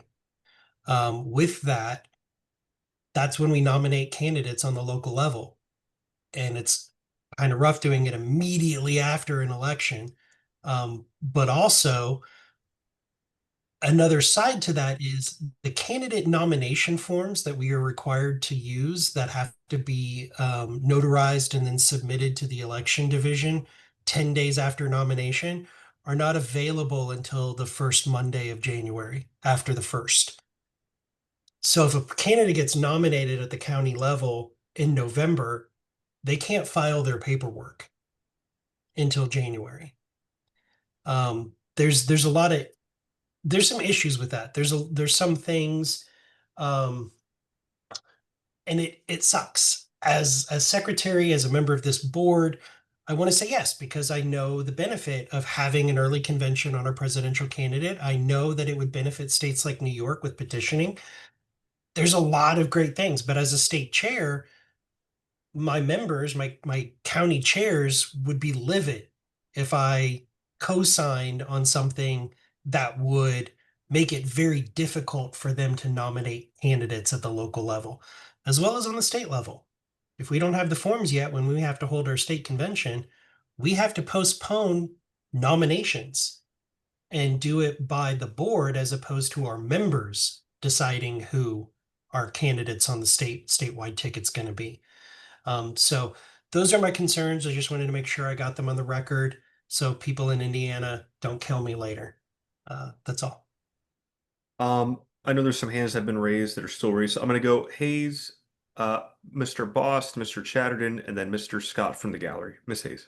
My question was related to a specific state. So I'm hearing you guys say that that should be an executive session, but I guess piggybacking off of Mr. McMahon, I was just going to say if there's any, it sounds like a lot of the states that we were concerned about have spoken with Mr. Dar, and we have plans there. But other than what Mr. McMahon just told us about Indiana, I'm particularly interested in hearing the states that are going to have problems with this, because I think we should be able to. I mean, I don't need to hear all from the states who are saying yay, yay, yay, because I'm yay, yay, yay on this. So I want to hear what the number is for no, no, no, so we can kind of assess percentages here. Mr. Chair, would you like me to address question by question or after they're all done?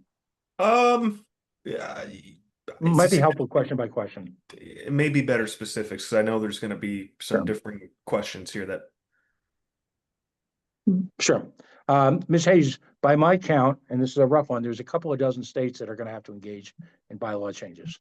It is absolutely clear that a variety of states, and each one is its own unique situation, are going to engage in this. The states that I've talked to, and I've talked to several, are willing to endure that. And by the way, this is from our vision in every other circumstance. We would still retain the option after 2028, if it just turns out to be difficult, to return back to the old format. I mean, effectively, the state, the COC, for every convention every 2 years sets a date and it's voted on. But to your point, and it's a valid one, a significant number of states will have to engage in bylaw revisions.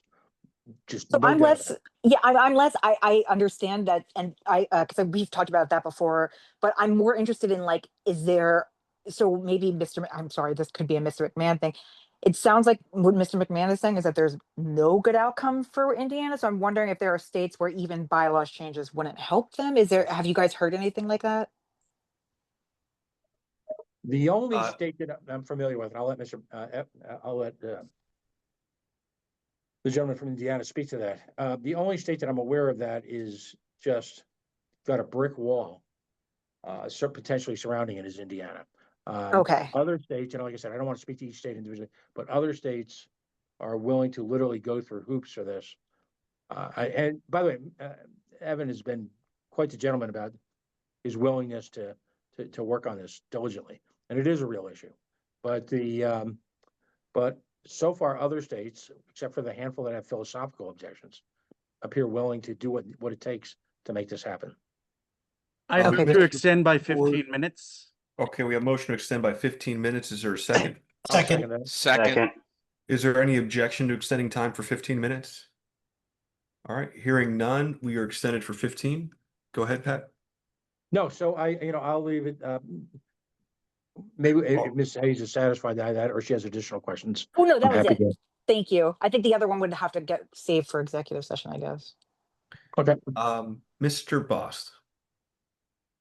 Hi, Pat. This is a quick question. I really would like a quick answer, if you can. Were any specific dates considered in either March or April before they were dismissed?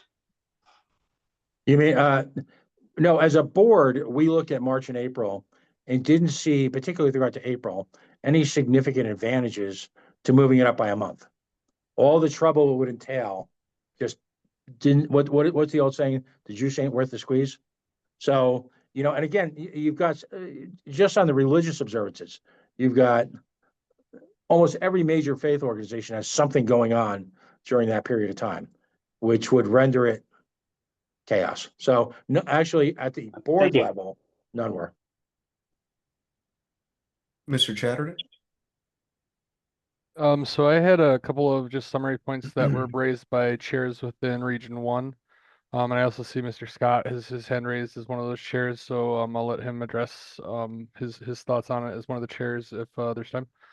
And yeah, so I had generally a mix between different states with feedbacks for and against. I think several of the points that were raised already in discussion are among those concerns of the weather and concerns of bylaws. One question that was raised that I didn't hear any discussion yet about was considerations in the prior year, perhaps Labor Day weekend in 2027 for consideration. And then just a couple of additional points that some of the specific states had raised some concerns. I had a couple of states that were kind of hard no's across their board for different reasons that I think have been communicated to you guys already. So I won't go into more details on those ones, but let me double check to also one state that was very strongly in favor based on some current roadblocks that they're encountering with the May date that this would clear from that. So I guess the biggest question to the committee would be were there considerations for 2027 dates for the nominations and particularly Labor Day? Was that one looked at? Yeah, actually, in addition to the standing committee, we've got a number of folks who we recruited. It's kind of like a convention hall of fame. And there's 4 or 5 people on this committee who have served for years on a convention. And they went back to they discussed a time and when it happened before the new year. And they cited a couple of things. First of all, real challenges with having conventions at the state level. More importantly, they found that the campaigns kind of ran out of gas. Remember when I say that, that's again, that's not a shot at those campaigns, but realistically, we're talking about a largely volunteer staff working from Labor Day until the following November. Some paid staff. It was actually too long. This period of time coincides relatively nicely with the national election cycle. And, so in the sense of the amount of time for libertarian candidates, those veterans and, Steve Dosbach, Jim Turney, Betty Rose Ryan, all of those folks, I don't want to speak for them, but, these are all the type of folks who weighed in, said, 6 months, just right. And that was, and we based it on their experience, quite frankly. Thank you. Mr. Derek Scott from the gallery. You're muted, sir.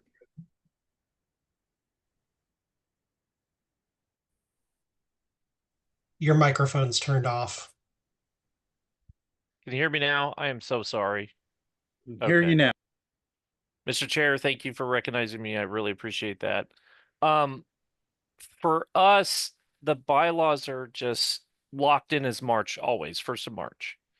So we're always at the 1st of March. So that being February actually for us wouldn't be a problem. I recognize the fact that, yeah, some other people in Region 1 will have some issues, but for us, our is after. So if something's elected, then we would, I guess, decide it afterwards. But we're locked in on the bylaws. We can't change that for us is March, period. I would say though, a lot of us are like February's better because the last time was a terrible timing for us from the last one, and we had to get other states to come in and help us represent for our delegates. I don't know if anybody remembers that. So we had to amend our bylaws to figure that out for that date and time because nobody could make it. So I will say that for us, February would be better. And if I could just respond to Mr. Scott, and first of all, thank you for stepping up to be a state chair in a state which there's been turmoil. So we're grateful for that as a national party. I'm hoping this time, I know that there were certain objectives that were barely missed. And what I'm hoping is specifically in states like New Mexico, the additional campaign time gives them more time to get behind a presidential ticket. Because my understanding, and please correct me if I'm wrong, is that New Mexico is one of the states upon which presidential elections have a significant impact on your ballot status. Yes, that's And correct. Yeah, and and just a little bit more time could have saved a lot of pain. I hate to say this, I know there's issues with other people, but for us, exactly. Yeah. Thank you, Mr. Scott. A quick point of privilege, Mr. Chair. Point of personal privilege. I wanted to ask if Mr. Bradley could be recognized in the queue in light of his request prior to the meeting to comment on this topic. I know he's not a state chair, but as a chair of the affiliate support committee. Absolutely. I'll put Mr. Bradley in the queue. Next up is Mr. Martin, and then Mr. McMahon, Mr. Dar, Mr. Boss. I'm not sure if you still seek to be recognized, and Mr. Bradley. Mr. Martin. Thank you so much for recognizing me, Chair, and thank you everyone for the input on this topic. This is a hard one because there is really powerfully strong arguments on both sides from different states that have different legal requirements. And so first of all, whatever ends up happening, I want all the state chairs and state committees to know that we're trying to put your needs and balance your needs as best we can. And the problem is not what we decide today, but the fact that the government overregulates us and your states, and we got to push back against this. But regardless of that, I just want to say there's powerful arguments to not change it, and there's powerful arguments to change it. We've got very sensitive petitioning windows in parts of the country, more than one state, that if we hold the petition or the convention during that time, we're pulling away some of their best activists and their best signature gatherers and their most important shot callers to go to convention, or their activists in general. And then there's a lot of coordination that goes with that adds to the complications of that really sensitive time. On the other hand, there's other states that trying to move it back is just a no-go. It totally throws everything off. And so I just want to say that I respect everyone regardless of how they vote on this, and that it is not an easy call. And I respect everyone with a yay or an A, or if they abstain. I just want to just say that in advance. And I hope we can all kind of be patient with each other on this issue, because there's really good arguments on both sides.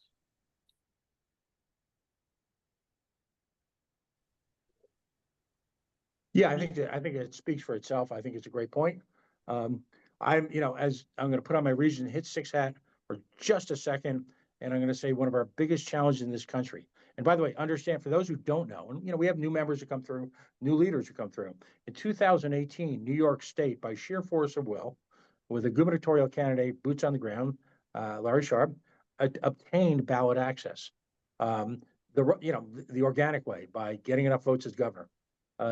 The state, and to your point, the states quickly realized the problem between us and I think it was the Working Families Party, and said, no, we'll have none of that at all, and then moved the bogey, moved the goalpost.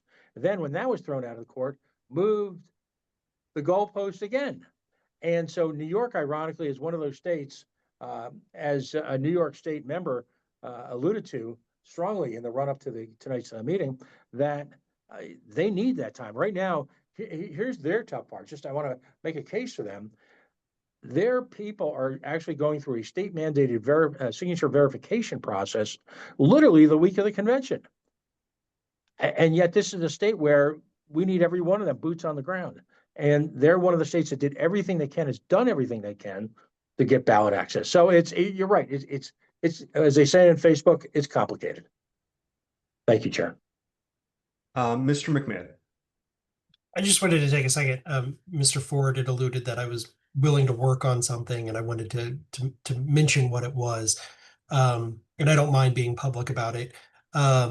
If our SOS candidate gets 10% this year, we're a minor party now, ballot qualified. We then become a major minor party, which then requires us to participate in the primary.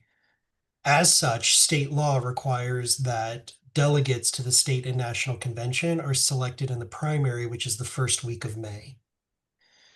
What I had said was, we've already worked on adapting our bylaws to comply with state law should that happen, but it's also a legal fight that I'm willing to go and fundraise for and take on to challenge the state mandating how we pick our delegates.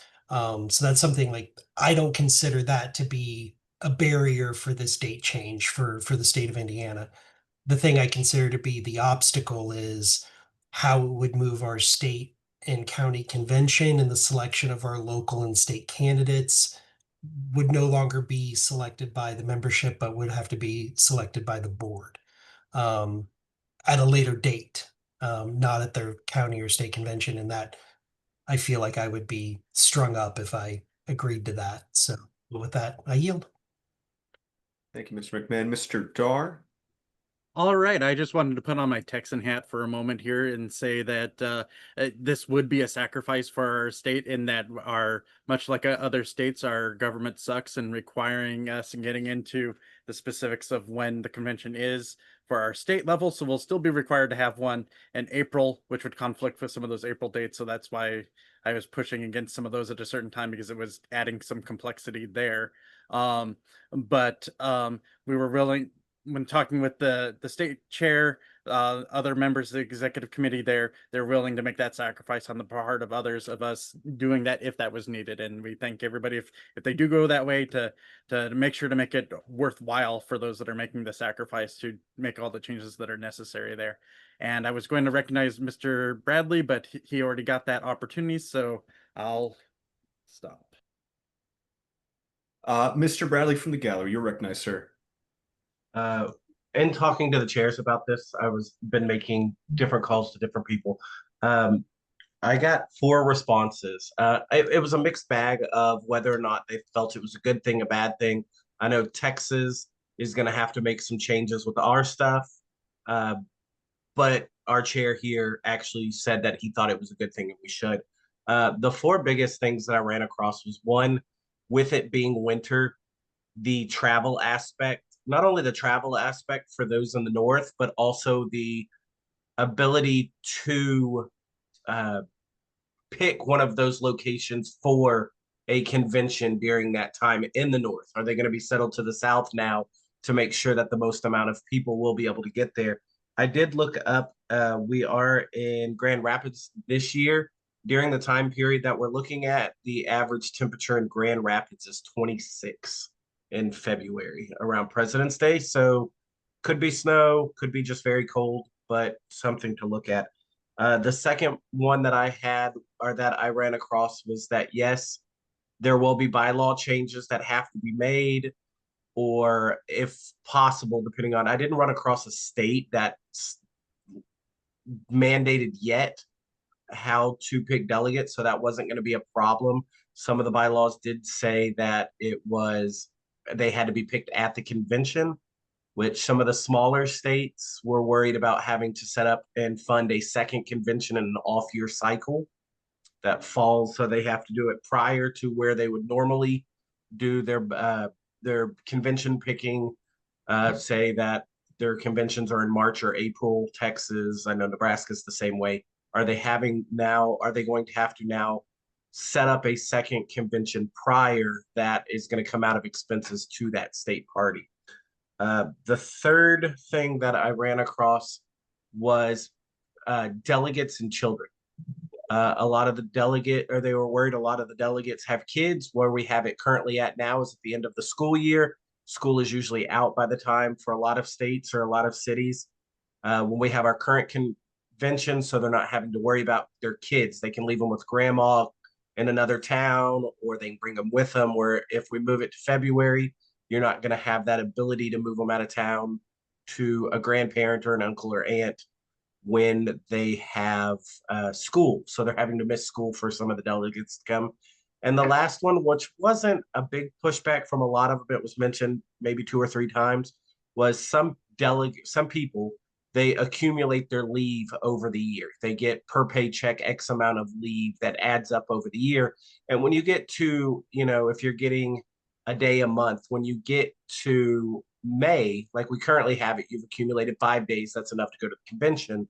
Whereas if you're having it in February, you've maybe accumulated a day and a half, 2 days, maybe three, maybe, depending on how you accumulate that. And they're worried about delegates being able to show up because then they just don't have that time accumulated for the year. So those were the biggest ones that I ran across. I mean, weigh them out however you want. I think the first one is the biggest one. It was the one that was pushed back on the most. The second one was the financial burden on some of the smaller states that don't have the large bank accounts to fund a convention, but for every other year.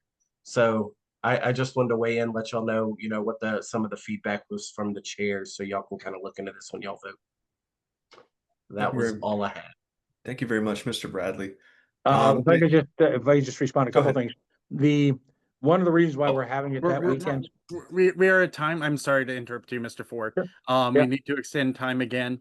Would another 15 minutes be okay for moving? I'm No. not seeing anyone I yelling at would me, object so to that. I move for another 15 minutes. Objection. There's a motion. Is there a second? Okay, a second and amend to 5 minutes. Okay.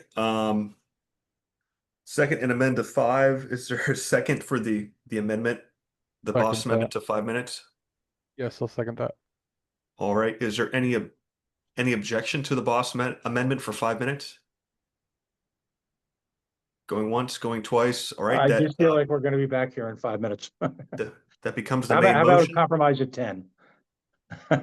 Objection. Wait, so did you object to the 5 minutes, Mr. Ford? Yeah, I think we're just going to be back here in 5 minutes.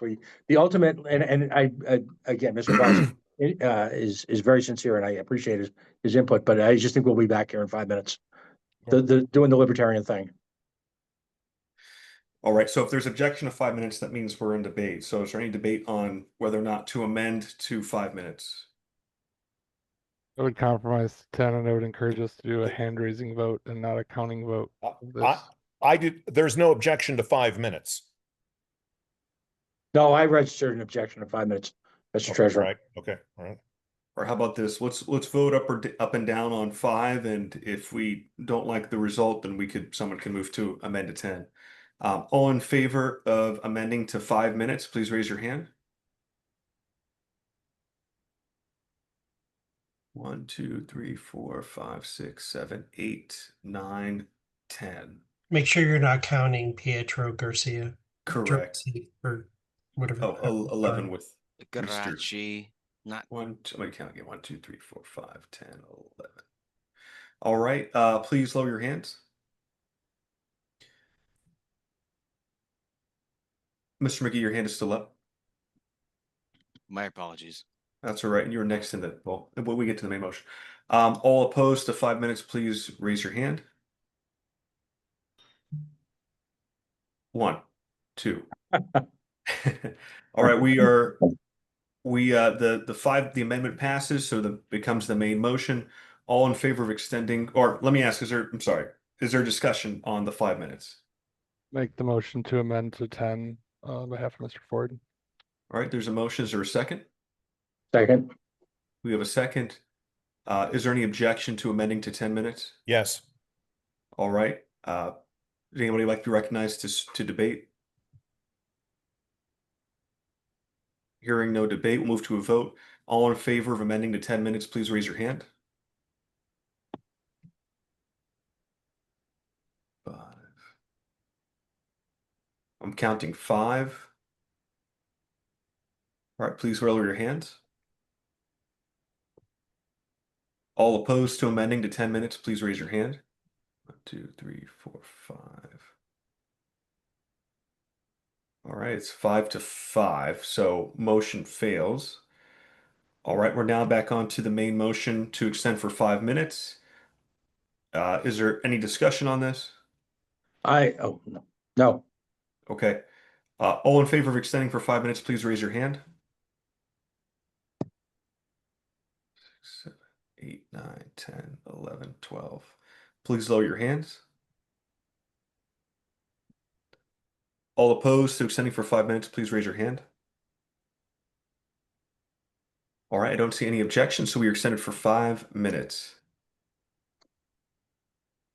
Okay, so I was just briefly, I'll make it quick. We're answering the questions from our affiliate support committee chair. Number one of the reasons why we're having it that weekend in February, because that is, depending where you live, a 3 and 4 day weekend. And in fact, many schools will be closed the week following. There's a weird prep school, whatever mix. So that's the issue there in terms of timing. I don't even remember what the other questions, obviously weather related.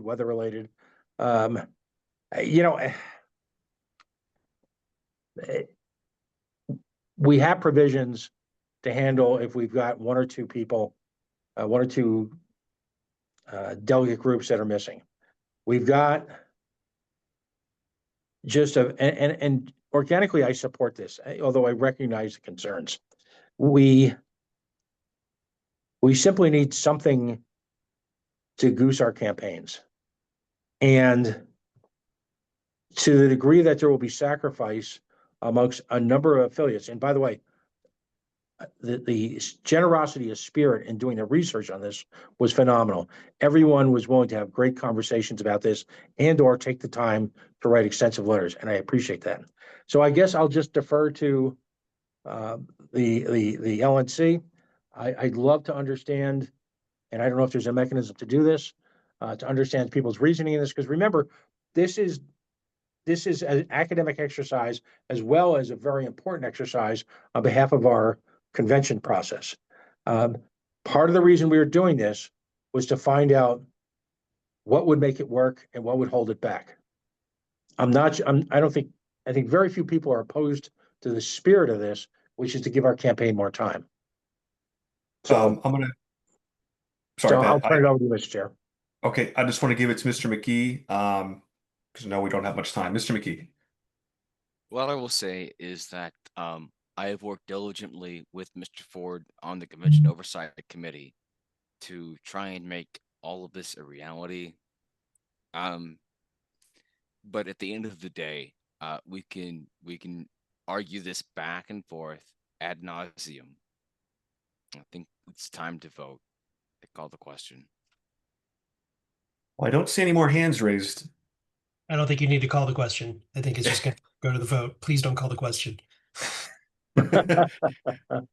I think we're pretty close to being at time, and there's no more discussion. So let's go ahead and take it to a vote whenever you are ready, Mr. Secretary.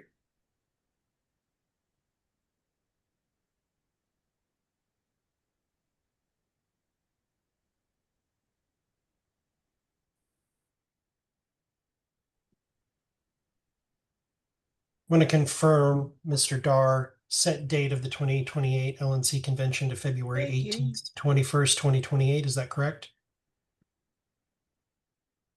Yes. Thank you. That is correct. Mr. Bowler. Yes. Mr. Bost.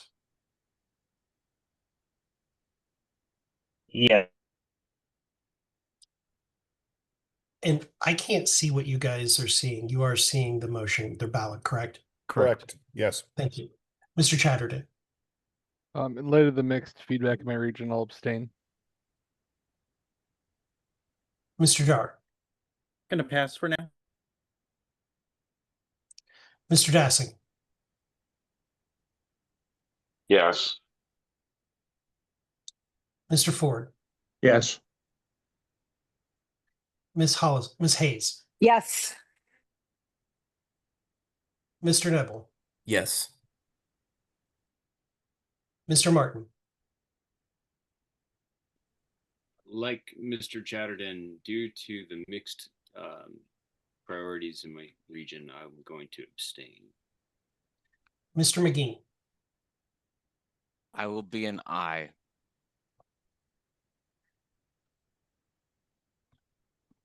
Because I'm conflicted on what's best for the national party and what's best for my state party, I'm going to abstain. Mr. Hirsch. It's a tough decision, but I'm going to vote yes. Mr. Redpath. Yes. Mr. Thompson. Pass. Mr. Watkins. Can you hear me? Now I can.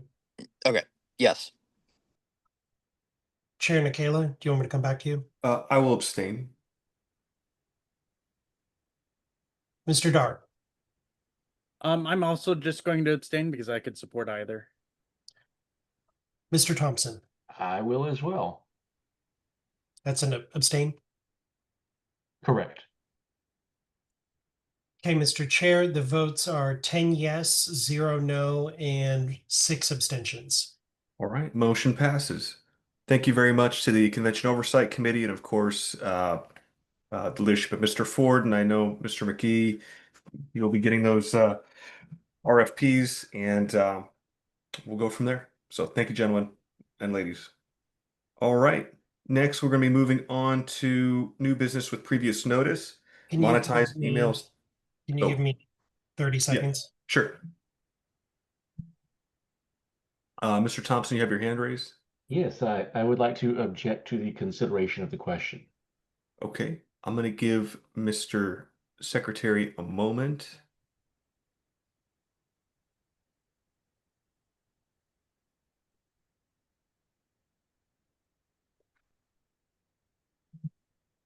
Who objected?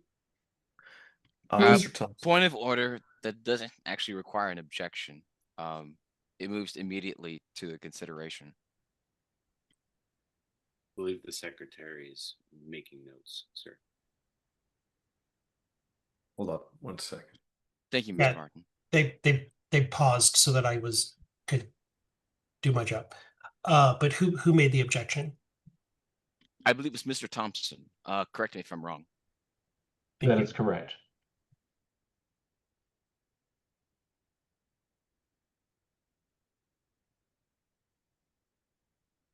Okay.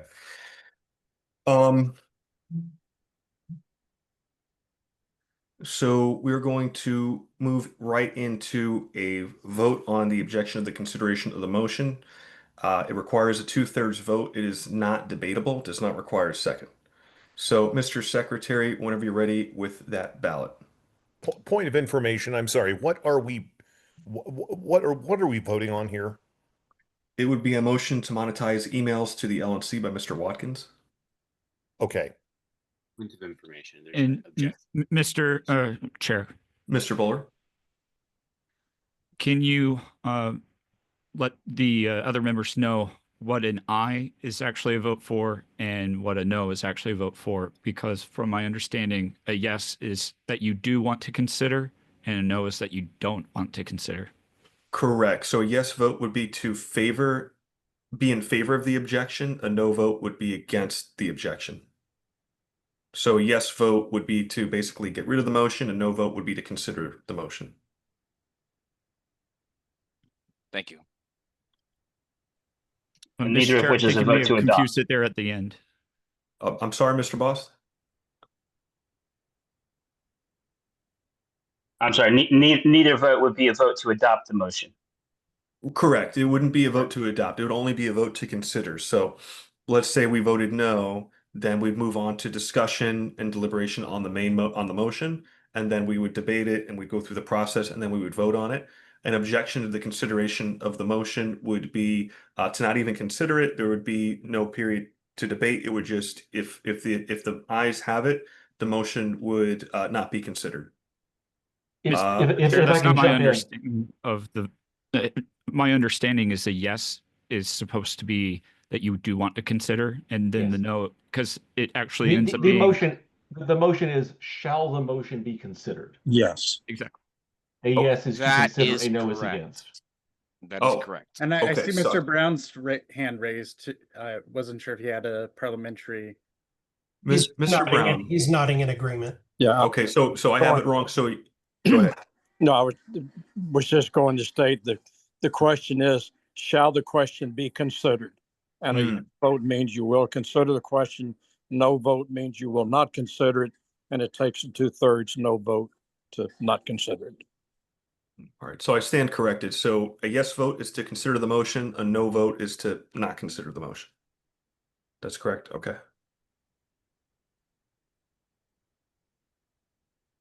Mr. Bowler, No. Mr. Bost, Yes. Mr. Chatterton, I'm going to pass, please. Mr. Dar, No. Mr. Dassing, Yes. Mr. Ford,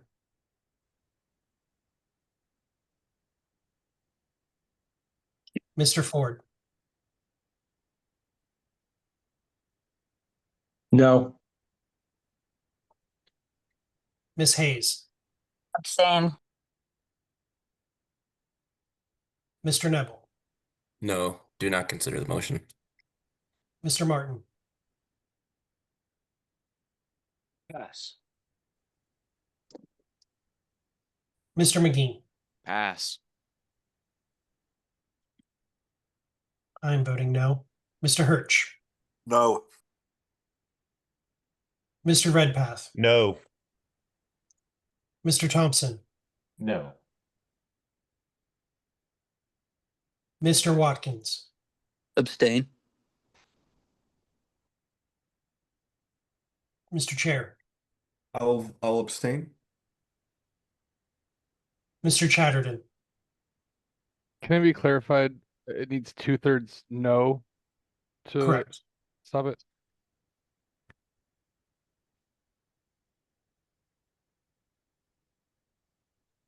I'll abstain, I believe. Mr. Martin,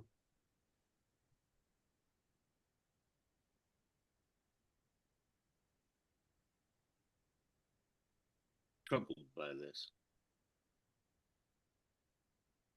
I think we've considered far worse questions than this.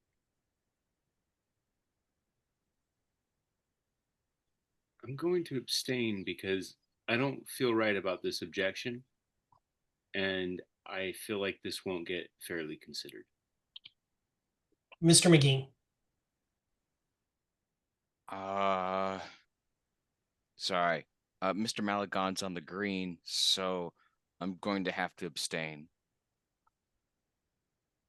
Mr. Chair, the vote is 2 yes, 8 no, 6 abstentions. The motion shall not be considered. Mr. Dar, I'm going to hand you the gavel for the next motion. And the next two motions. Okay.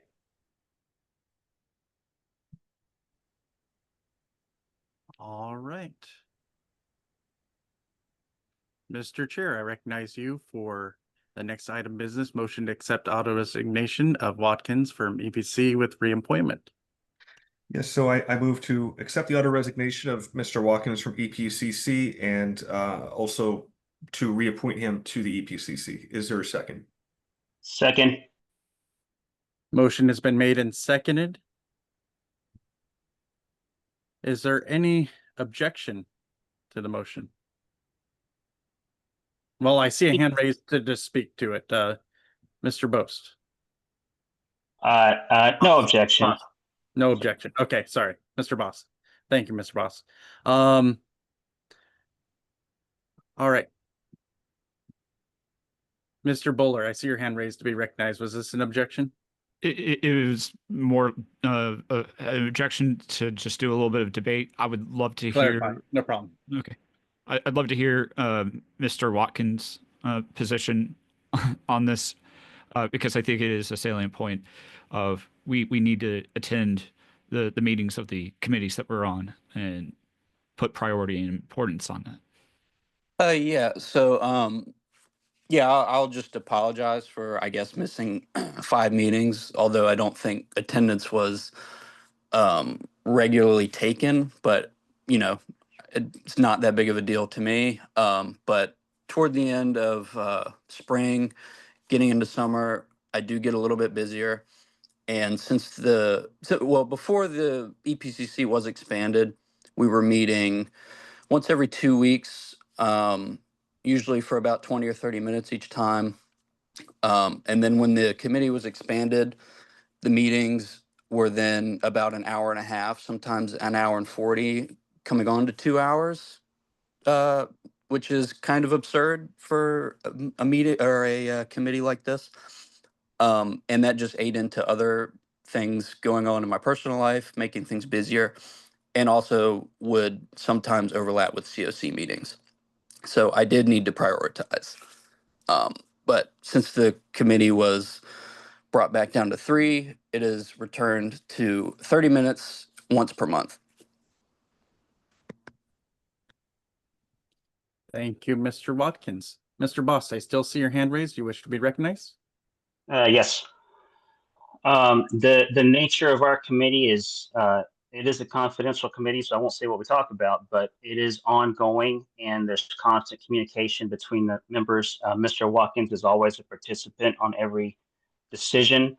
There was no real loss of input or participation by not attending on a specific time. It is not like the LNC. So I don't think that plays into this particular consideration.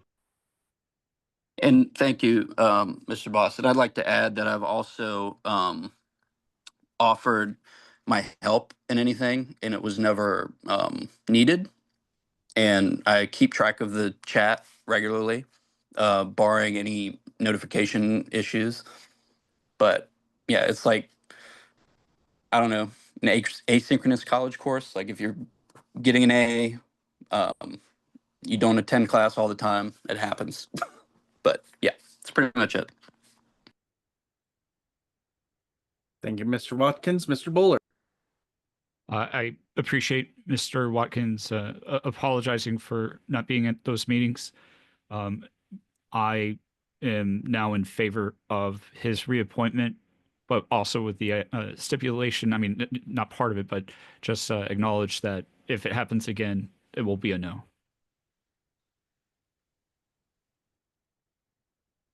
Thank you very much, Mr. Bowler. I am not seeing any other hands from anyone wishing to be recognized. So we shall move to a vote. All those in favor of accepting the auto resignation and immediate excuse me. Because it's a reappointment, you have to do it by a roll call vote. Thank you for correcting. Appointment to a committee. Yeah, that is true. I can't speed run that. Thank you for the correction there. That's moved to a counted vote. Had I not had it ready, I might not have interrupted you. Mr. Bowler. Yes. Mr. Bost. Yes. Mr. Chatterton. Yes. You want me to skip you, Mr. Dar? Yeah, this time skip me since. Thank you. Mr. Dassing. No. I'm just kidding. Yes. That's crying, Ford. by the way, not laughing. Mr. Ford. Yeah. Ms. Hayes.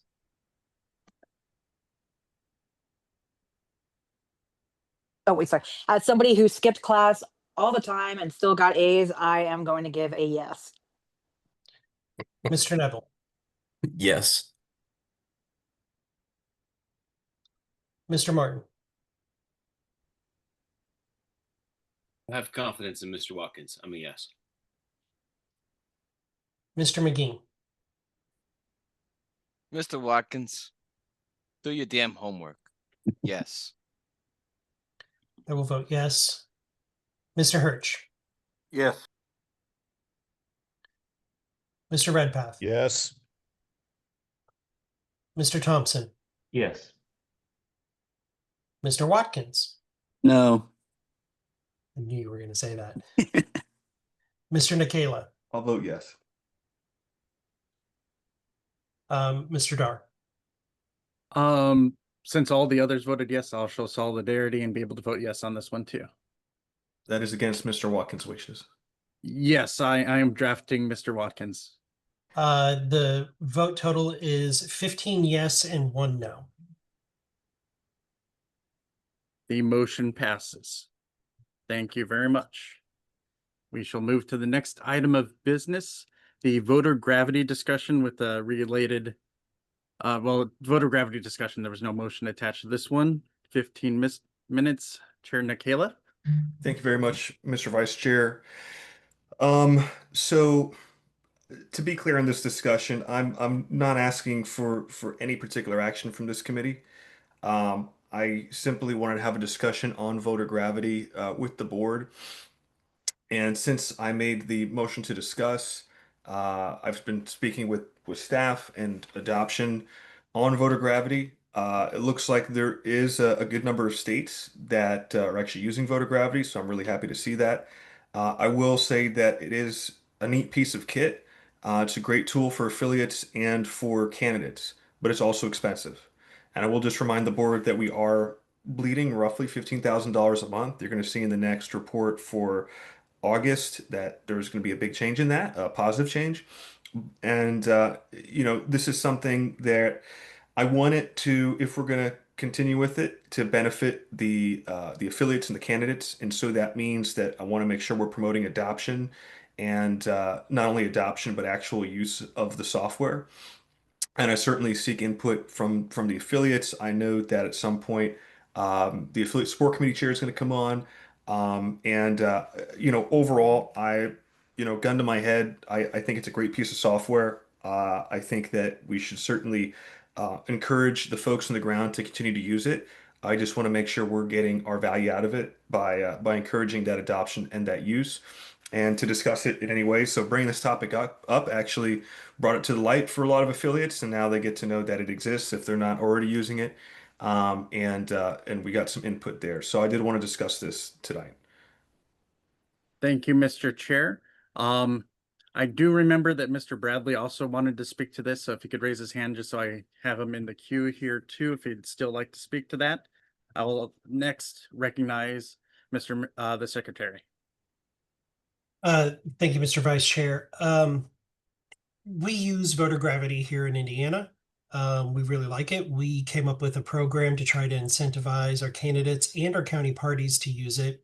Basically, if they've reached a certain threshold of doors knocked and surveys given, that we would reimburse the costs that the counties and the candidates have. I think it's a great tool. I think the biggest problem we have is twofold. One, we've done a piss poor job of promoting it to the affiliates to get them to want to use it. It's free for the state parties. It costs for candidates and county parties, but it's actually a really good deal. It's, I think, less than 50% if you were to go and buy it or sign up for it directly and not going through the national program. So we've done not a great job of promoting why the state affiliates should use it and how they can get their candidates and their county parties using it. We've also done a piss poor job of asking the members to fund or to donate to supporting the continued use of voter gravity. I wrote a letter a year ago that never got sent. Saying, this is a great thing. You should use it. You should help fund it. It never went out. So I think before we decide we're going to axe a program or consider axing a program that is actually really beneficial as a political party, we should do a better job of getting engagement from the affiliates and asking people to financially support it.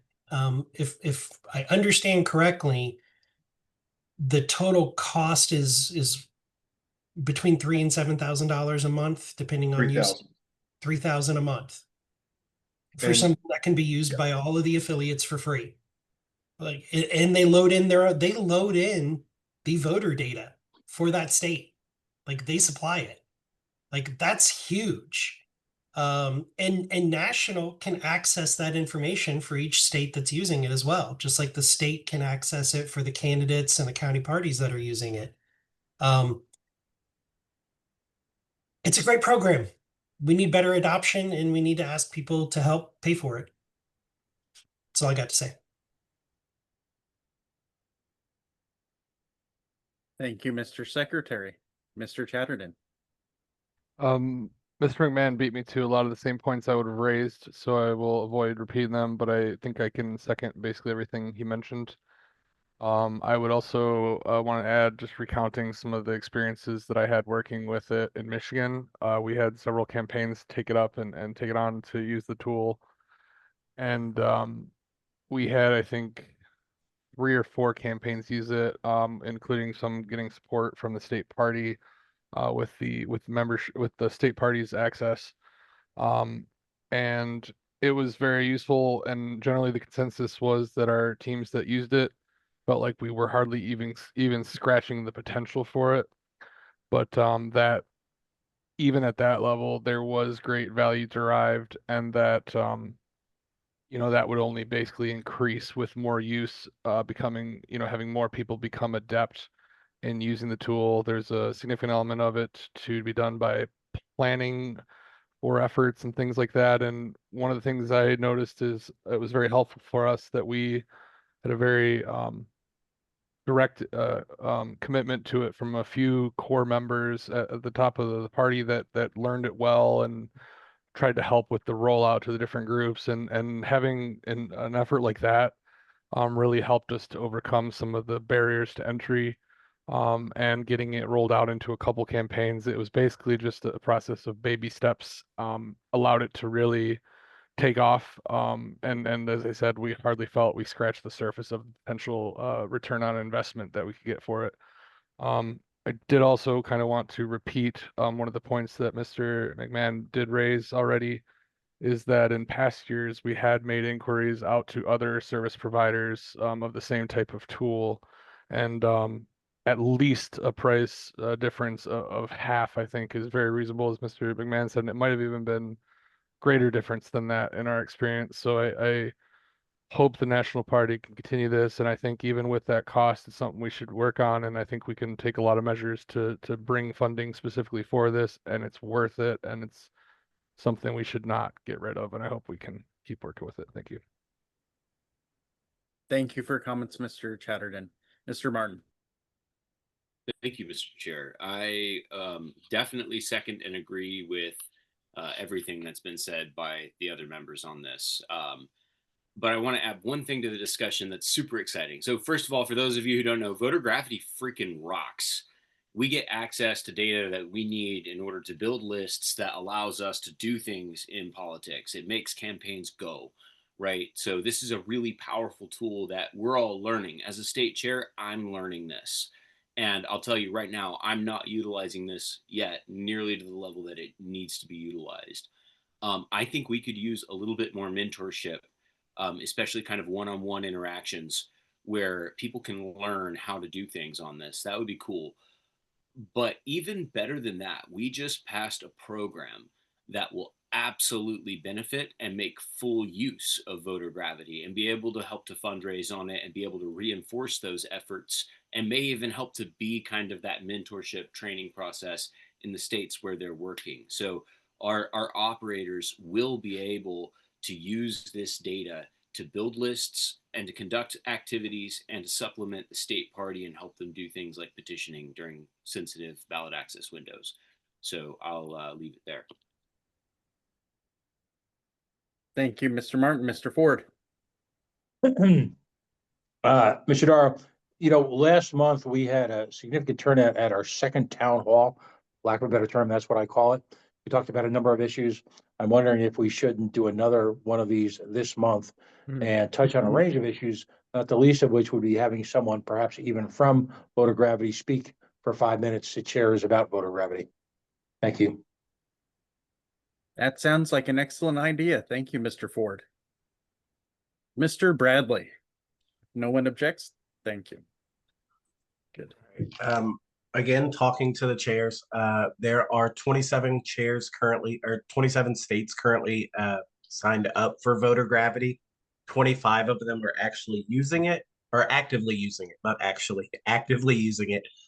2 of them, emails were sent out to them after they signed up. The emails bounced back. We've been unable to get a hold of them. So there are 25 currently using it. I think talking to some of the chairs who are not using it, some of them didn't know it existed. which goes to the secretary's point that there hasn't been a good push to get this out there to some of the chairs so that they know that it's there. Some of the feedback I have gotten is they love that it has its own built-in block walking app with it, where a lot of the L2 data and stuff like that, you're having to purchase a block walking app outside of that. They like the fact that they can make notes for houses, and then when the next candidate comes along and pulls up that house, boom, those notes are there for the next candidate that comes through.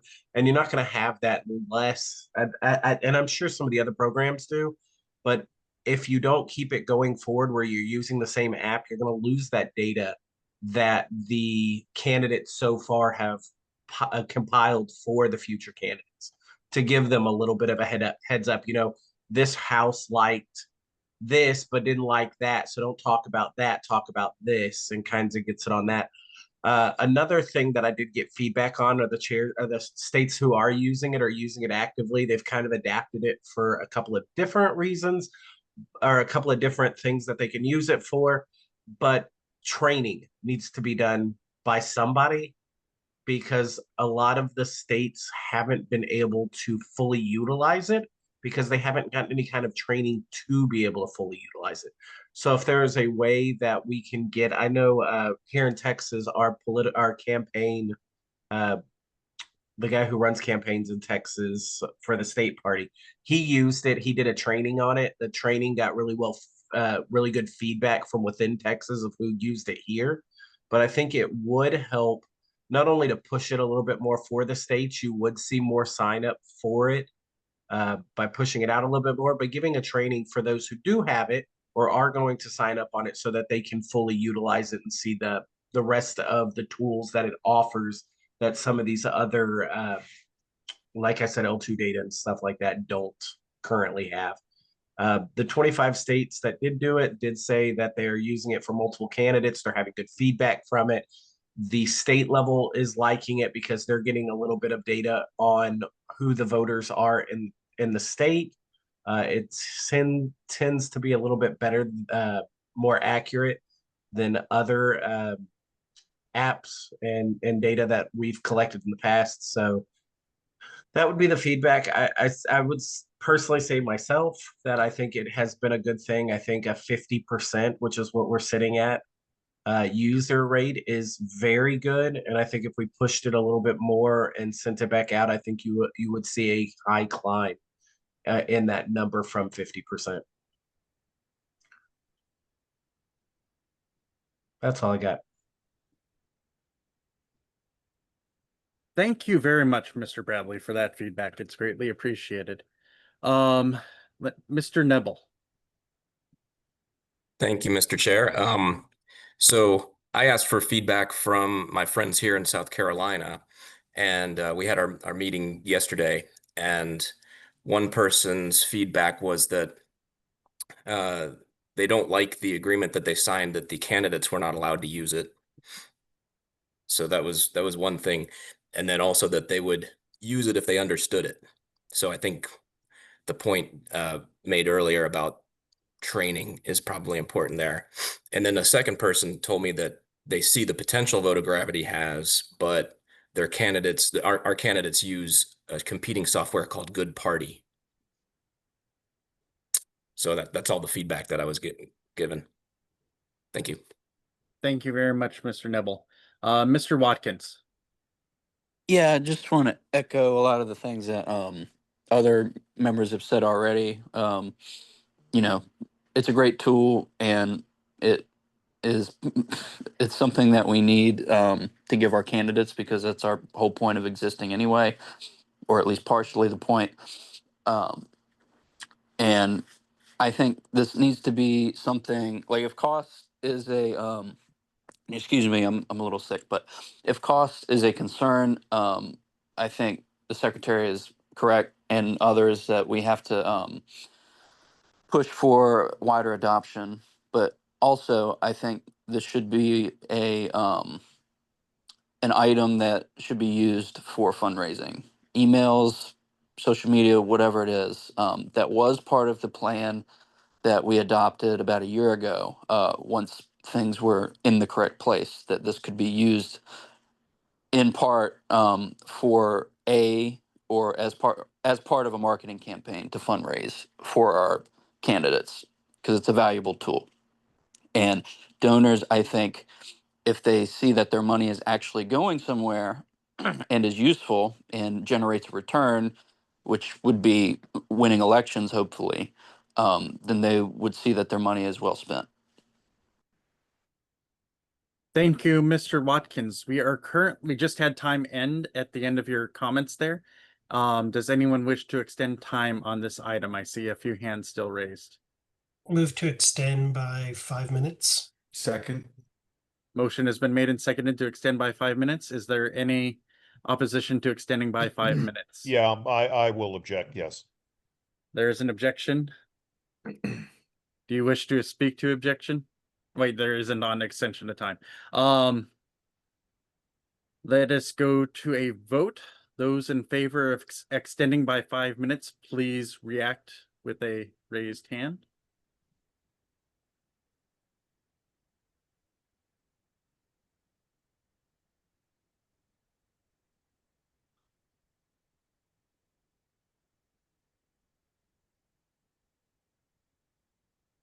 I see 10 hands raised. Go ahead and lower your hands. All those opposed, please raise your hand. I see 2 opposed extending by 5 minutes. The motion carries to extend by 5 minutes. And hey, back into the order that it was before there, I believe. Mr. McMahon and then Mr. Scott. I just would like to talk with Mr. Nebel offline about some of the concerns that contract for the candidates. I was on the candidate support committee when the original contract was signed, and the agreement that we had was essentially it couldn't be used until after nomination. There were some exceptions, but you couldn't use it until you had been nominated, and that was to prevent favoritism or supporting, one party over one group or one faction over another. They had to be nominated beforehand. As far as Good Party is concerned, Good Party is a great company. We have a lot of candidates in Indiana that use them. The drawback to it is you don't have the data retention for other candidates, the county party or the state party, and they don't have all of the same mechanisms. Their data is also not as great. It's not a comprehensive L2 import. And so I just wanted to let people know that, but they do a lot of other really good stuff, and I like the Good Party. They're also very affordable for candidates, but there are ways to incentivize or for state parties to subsidize candidates using voter gravity, and then you have good data retention, not just for that cycle, but for future cycles. So just wanted to say that. Thank you, Mr. McMahon. And if there's no objection to recognizing Mr. Scott, not hearing an objection, Mr. Scott, thank you. Thank you, Vice Chair. Thank you, Chair. I appreciate you guys giving me a chance to speak really quick. I'll be brief. So, voter gravity, we loved it. We like where it's coming. We signed up twice, but still never got in. I pushed for this years ago through the ballot access committee to the board many times. So hear it from another state that wants to use it, and I have a candidate that could use it right now that's running for school board. So if you guys can help me out on that, that'd be great. But also, please, yeah, keep it going. That's it. Thank you very much, Mr. Scott. Mr. Bradley, let's take note of that and make sure we get some support for Mr. Scott there, and thank you. Mr. Ford. Yeah, briefly, I wonder whoever is actually in touch with operationally with Voter Gravity could give me their contact information so I can reach out to them and have that special phone call about them participating in our national convention next year. If we've got on a larger note, if we've got suggested campaign vendors, companies that are in the business of potentially or currently selling to us, we need to hit them up and shake them, I'm sorry, shake them down for a little of the Del Rey me. So I'd appreciate that input. I don't know if that's you, Jake, or whoever. Thank you. That we can get in touch with them. Just call me and Hannah on Monday, and we'll set up a time to touch base. They're a good group. They're all libertarian. Thank you very much, Mr. Ford. Would love to have him there too. Thank you very much, Mr. Kayla. I'm not seeing anyone further wishing to be recognized. We only had a minute left anyways. Did you have anything else to close out, Mr. Nikela, on this discussion item? I'll just close with saying I appreciate this discussion. I think the main objective seems to be how do we train and increase adoption of voter gravity. I think we're all on the same page that we like it. We think it's valuable and worth every penny. It's just a matter of getting up to 50 states to be using it and adopting it. So that's where we're going to go with it. And I look forward to working with you to see how we can reach that end. Thank you. Thank you, Mr. Chair. That item is over, so I'm going to hand back the gavel to Mr. Nikela. All right, break's over. All right, next up is appointment of Miss Wong to ASC by Mr. Chatterton. Mr. Chatterton, you have the floor, or you can make your motion. Thank you. So this motion to appoint Ms. Wong to the Affiliate Support Committee was at the request of the Affiliate Support Committee Chair. To my understanding, they've had some discussions, and Ms. Wong had been working on a project that Mr. Bradley was interested to work with her on further, bring that under the umbrella of the Affiliate Support Committee work, and bring the resources at hand with that to bear on that project. And I would encourage that if there isn't objection, that we could certainly welcome any feedback from Mr. Bradley or Ms. Wong if either of them wish to speak to that. Before I move forward, is there a second to make the appointment? Second. All right, it's been moved and seconded. Is Miss Wong on tonight? Yes, I'm here. All right. Without objection from the body, would you like to give us a little bit of information about yourself and your interest in the ASC? Hi, everyone. I am chair of the MTLP, that's Montana LP, and I've been working on growing our membership and trying to get our counties affiliated. And as a result, I took the LNC handbook, the affiliate handbook, and retooled it to be more specific for Montana and for our county affiliates. And as a result, got very interested in our own affiliate support. And I sent the handbook to Jacob, and then he just asked if I'd be willing to help out with the LNC affiliate support. And because I'm very interested in learning how to better serve our own counties, I jumped at that chance because I would like to get more information on how to support our counties and get them activated. So that's where I'm at. Thank you very much, Miss Wong. Mr. Bradley, would you like to speak as ASC chair? Are y'all tired of hearing from me yet tonight? No? Okay.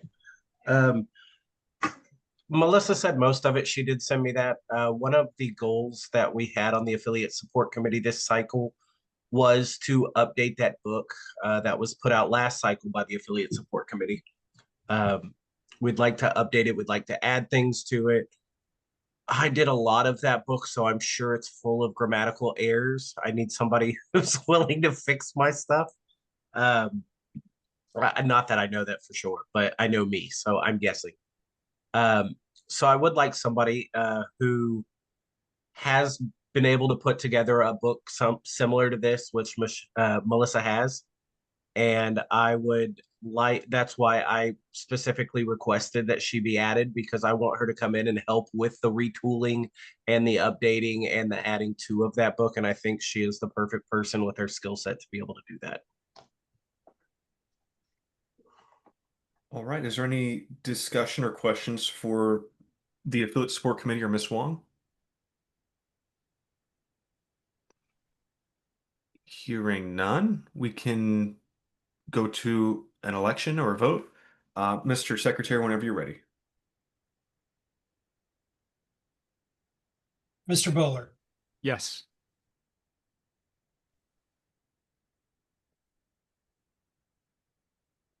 Mr. Bost, Yes. Mr. Chatterton, Yes. Vice Chair Dar, Yes. Mr. Dassing, Yes. Mr. Ford, Yes. Ms. Hayes, Yes, yes. Mr. Neville, Yes. Mr. Martin, Yes. Mr. McGee. Aye. I will vote yes. Mr. Hirsch, Yes.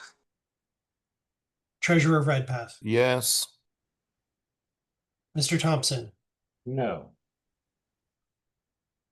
Mr. Watkins, Yes. Chair Nikala. I will abstain. The vote is 14 yes, 1 no, and 1 abstention. Motion passes.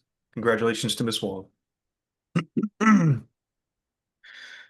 All right, next up is a motion to amend Policy Manual Statute 1.02.1, previous notice. Mr. Buller, you have the floor. Thank you, Mr. Chair. Simply, notice issues have been plaguing this committee, like many other committees and states. I think that when I was reading through some of the arguments about the notice of the two motions from June, there were arguments like, hey, there's a loophole of why that this is actually in order.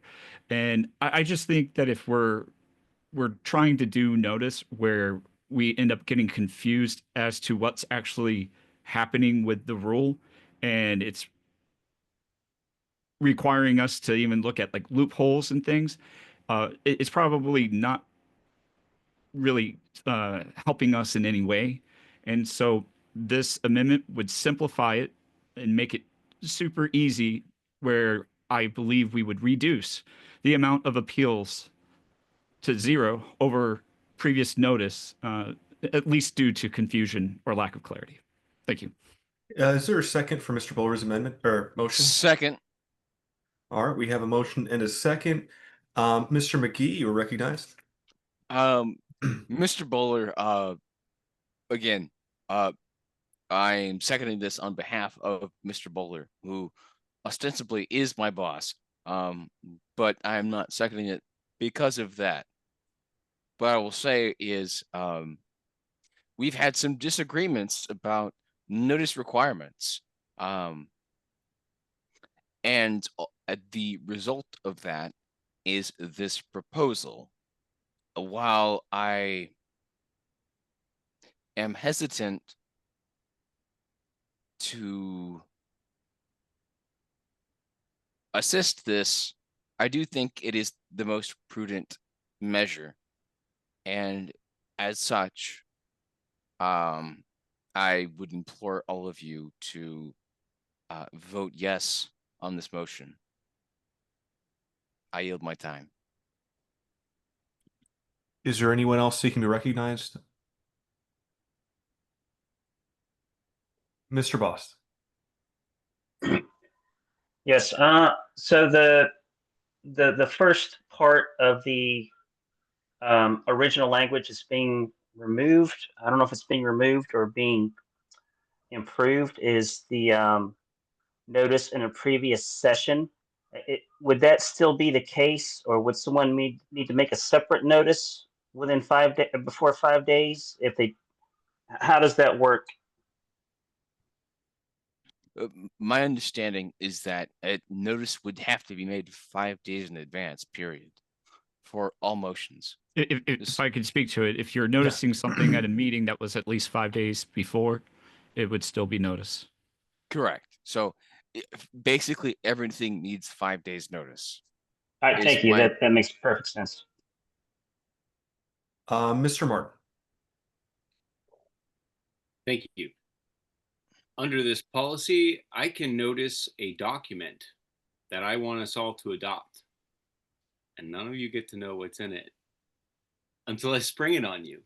And all I have to do is tell you at some point in advance with just barely enough. You guys do. I don't know if, look, okay, here's the thing. There are situations that arise where sometimes you kind of need that kind of secrecy, or you kind of need that kind of maybe something is being investigated and there's a very serious situation. This is like something that would be exigent circumstances. And there are reasons, good reasons, to argue why this kind of notice policy and interpretation is a good one. However, if there's any kind of misrepresentation or rush to judgment or attempt to try to kind of railroad around the minority and just use this to steamroll and surprise them with business, that's what I'm concerned about. And there has been a real problem on this committee doing exactly that, not just providing not enough notice, but in my opinion, engaging in misrepresentation and forcing us to vote before we're ready on things, or giving us enough time to reasonably review it, and in ways that could have been handled much better and more respectfully for us to be able to make informed governance decisions. I think this is more of an ethical problem than a policy problem. I really appreciate the intent of this, and I appreciate that there is a desire to clarify. I would be more in favor of the kind of amendment that would give us like a exigent circumstances situation and more clarity on making sure that this kind of policy just isn't abused. But honestly, I don't see any urgent need to change this. It's not that hard to give the full text of what you're going to do. Most of the time, it's really not a problem. So I'm explaining where I'm at on this. I'm not honestly sure how I'm going to vote on this. I have heard powerful arguments in favor of this policy, and I've heard, I've honestly, I naturally lean away from this and say notice is so critical and we want that open notice process. And I feel like the way that the committee is constructing this. I apologize to cut you off, Mr. Martin, but we are at time. Thank you, Mr. Chair. Is there a motion, Mr. McKee? No. The item is, I move the previous motion. You don't have to. It's going to now, unless somebody extend time, it would go to the vote. Well, then let's go to the vote. All right, so we'll go, Mr. Secretary, if you could prepare the ballot.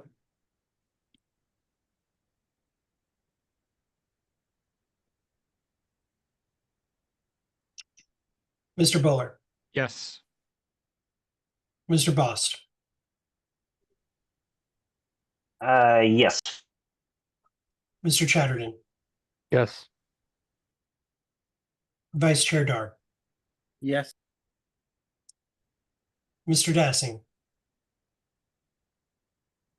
Abstain. Mr. Ford, Yes. Ms. Hayes, Yes. Mr. Neville, Yes. Mr. Martin,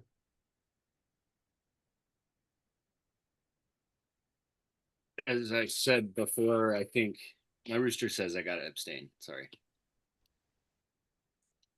Mr. McGee, Yes. I vote yes. Mr. Hirsch, Yes. Treasurer Redpath, Yes. Mr. Thompson,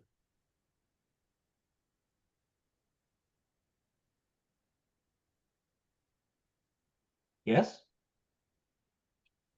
Mr. Watkins, Abstain. Chair Nikayla. I'll abstain.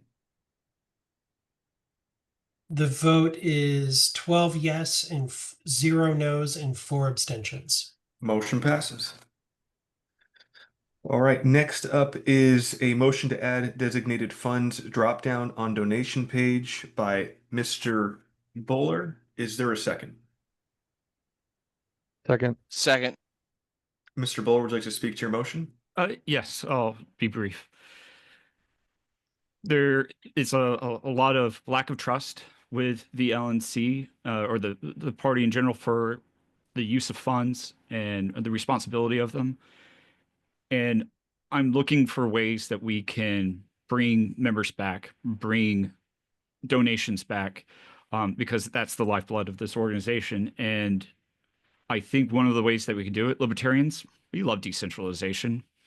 And so having separate designations for the funds, the donations that come in to particular projects, then the donors can be a little bit more confident that it is at least going to go to a project that they agree with, and it will be um, under the purview of the committee for that project. And so I would still, of course, love general support donations as the default, for the general fund, but uh, it would allow other people to start coming back, at least helping with those other projects. Thank you. I have my hand raised, Mr. Chair. Mr. McMahon, Mr. Secretary. Normally I would say that there was nothing in this that required a motion, and I actually spoke with the chair about this. All of this is just directing staff to create this drop-down menu. But then it's the last part, further direct the executive director and treasurer to map each selection to a corresponding budget line, record designated donations as program restricted funds, include the designation on donor receipts and applicable financial reports. That makes it something that obviously has to be a motion. And I would say I actually 100% support this as somebody who used to give money to the CRM project that was supposed to be directed, designated. Those funds were never actually allocated to the CRM project. And it, irritated me because I gave money for a development of a extension, and that money did not get used for that development of that extension.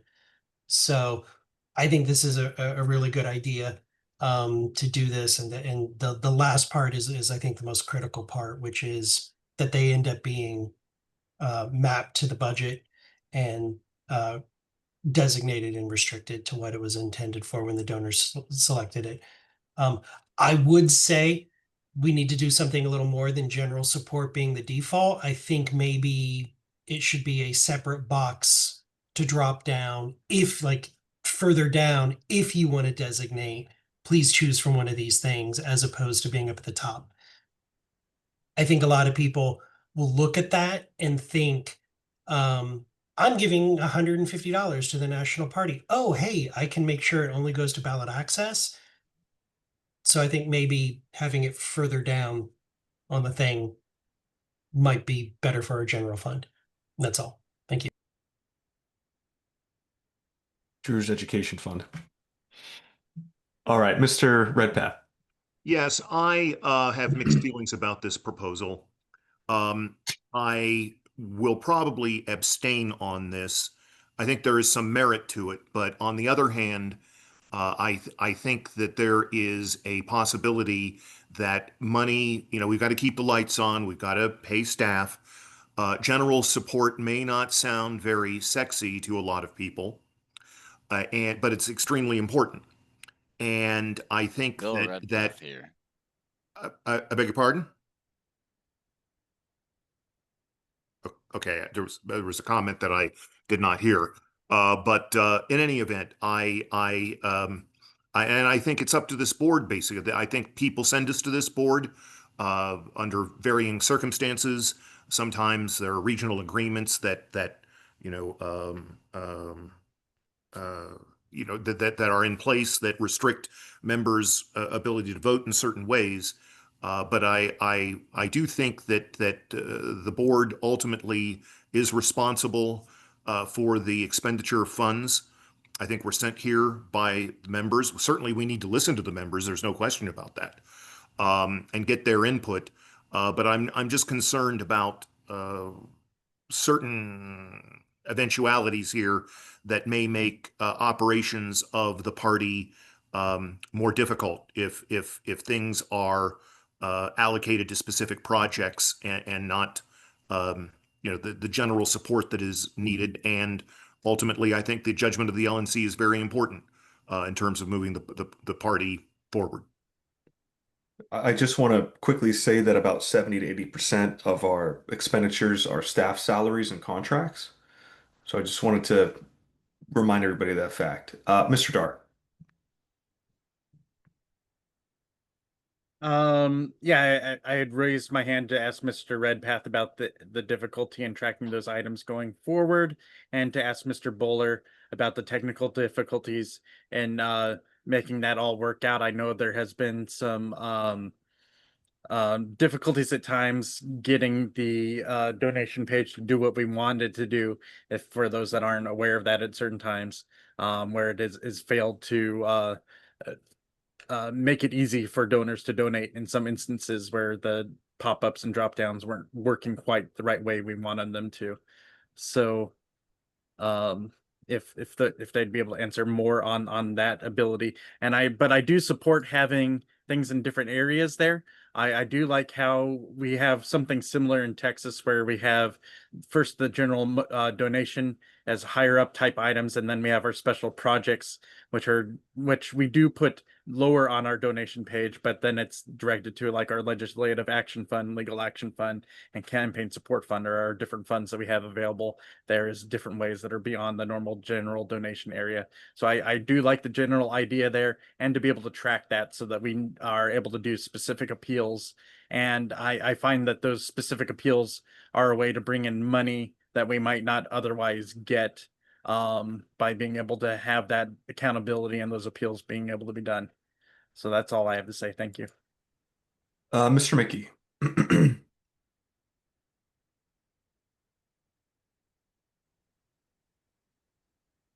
Mr. Mickey, you're muted. I'm not sure if you're still seeking to be recognized. We'll go to Mr. Ford. Quick question and then a comment. Under current fundraising techniques, is there an option for general operations as a targeted item? That's basically the default. I mean, if you go to the website. But should it be listed? I mean, specifically, and I forgive my ignorance for not knowing that.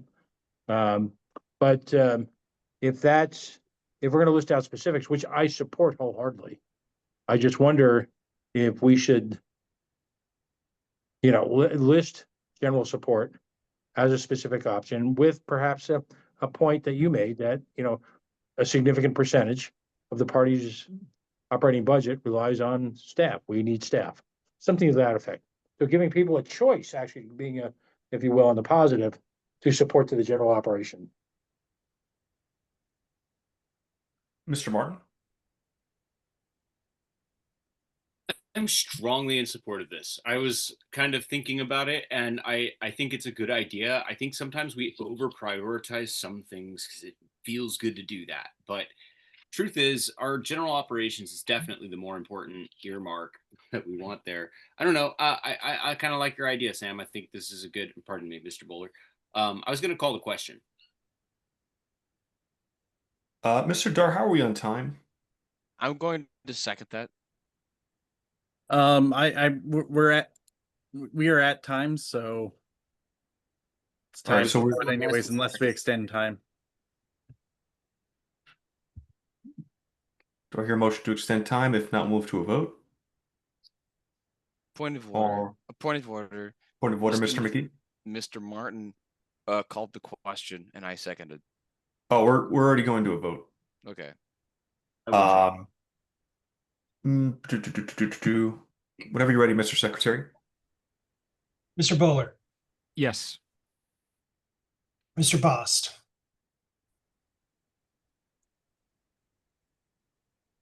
Abstain. Mr. Chatterton. Yes. Mr. Dar. Yes. Mr. Dassing.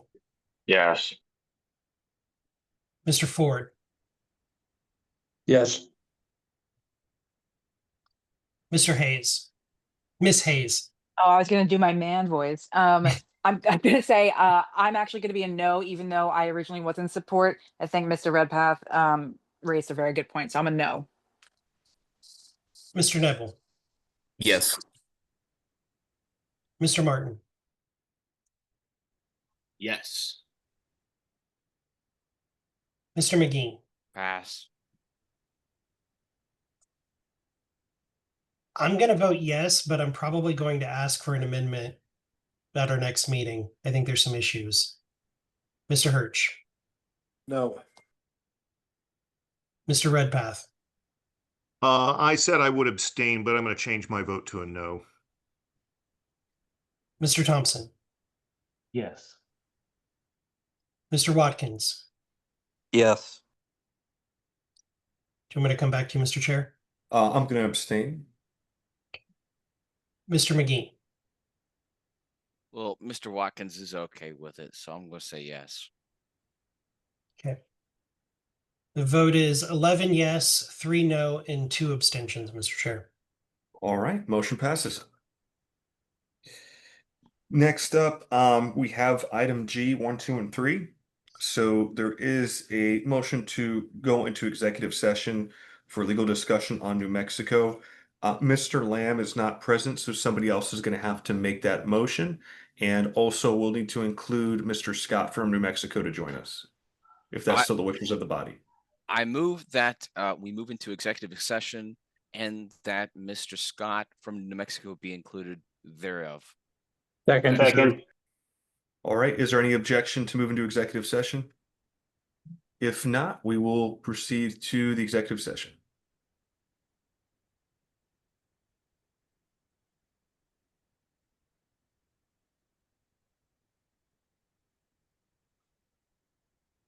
Give me 1 second.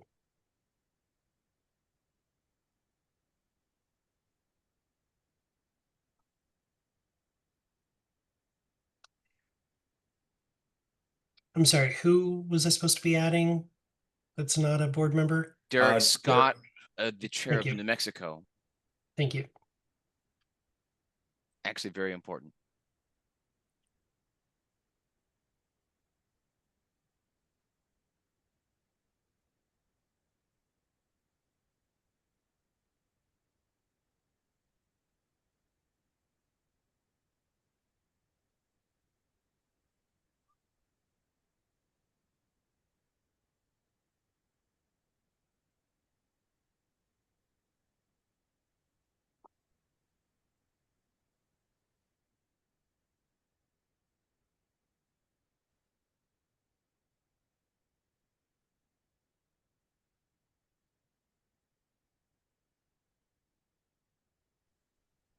Hi, Evan.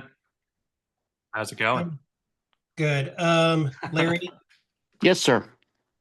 I'm making you host, Okay. and you'll go down to the bottom to the breakout room. Okay. Okay. And then you'll add me to the breakout room. At the bottom breakout room. Join breakout room. Yep. And you don't join breakout room. You assign me to the breakout room. Okay. I just see join breakout room. How do I assign you? I can't tell you. Mimi, help. She's on phone. Oh wait, hold on. I think I'm remove put in. No, don't put in waiting room. Oh, I would have done it if you would have made me it. I know how to do it. But I know, but yeah, if you go to more, you can see the different breakout rooms and you can put Evan in there.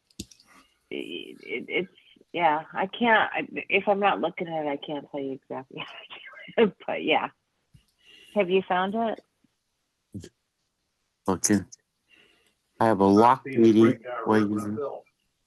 Oh, and I'm not really on actually, phone, yeah, I'm on you need to both. add Greg Hirsch too. I didn't add Greg Hirsch.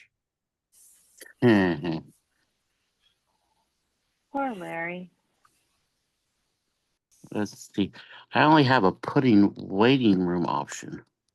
On the click more at the bottom of your screen, the three Yep. dots say Right. more. And then I have host tools, audio settings, meeting settings, live stream to YouTube, close all rooms. No, you don't want to do that for sure for positive.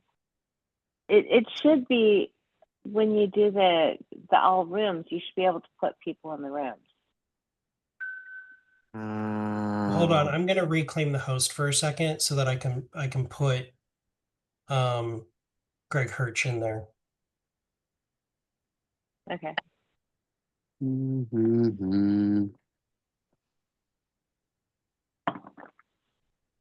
Okay. Mimi, can you do it from your phone? No, Or- I'm not on my phone. I'm on both. I'm on my computer. It's Okay. just that my Do you- earphones are on my do you- phone. If she knows how to do it, do you want to make her the Yep, I'm host? gonna make you the host. All right. Okay. All right. There you go, Mimi. Okay. Yeah. So okay. So Oh, let and can me you pause the I'll recording? have to do some wording this week. Oh, you want me to also put, yeah, I get what you're saying. Okay, so let me find you to put you into the room. It's Libertarian Party. Yes, okay, let me do this. Okay, there you are. Doop, doop, doop. Info. Breakout rooms. Oh, no, what I need to do is go to you. Okay. Oh, that's weird. It's not giving me that thing to put you into the breakout room. Oh, here we go. No, it's funny. He was being correct. It says put you into the waiting room. I've never. Can you request to go into the other room? Because it's giving me something weirder than it did before. No, there's no way for me to read for me to. Okay.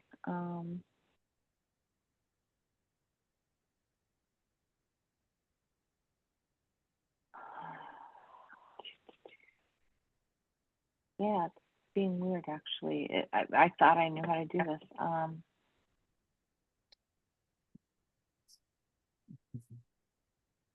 Hey, Stephen, hold on a second. Oh, here we While go. Mimi's working on that, may I say something? No, don't, please. Just let me get this thing done, okay?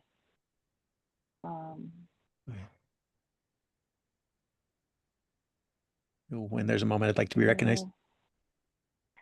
Yeah, as soon as I, here we go. There you go. You should be in there now. Yes?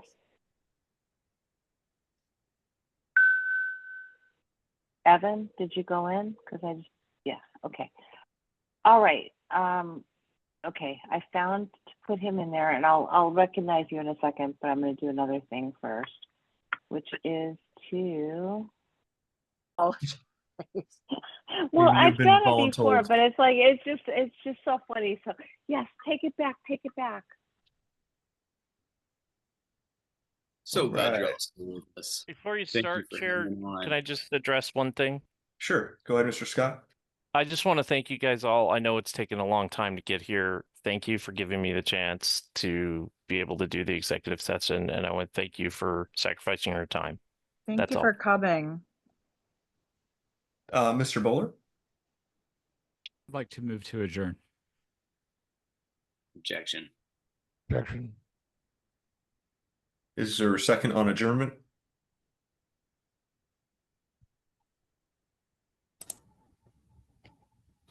Motion dies for lack of Second. second.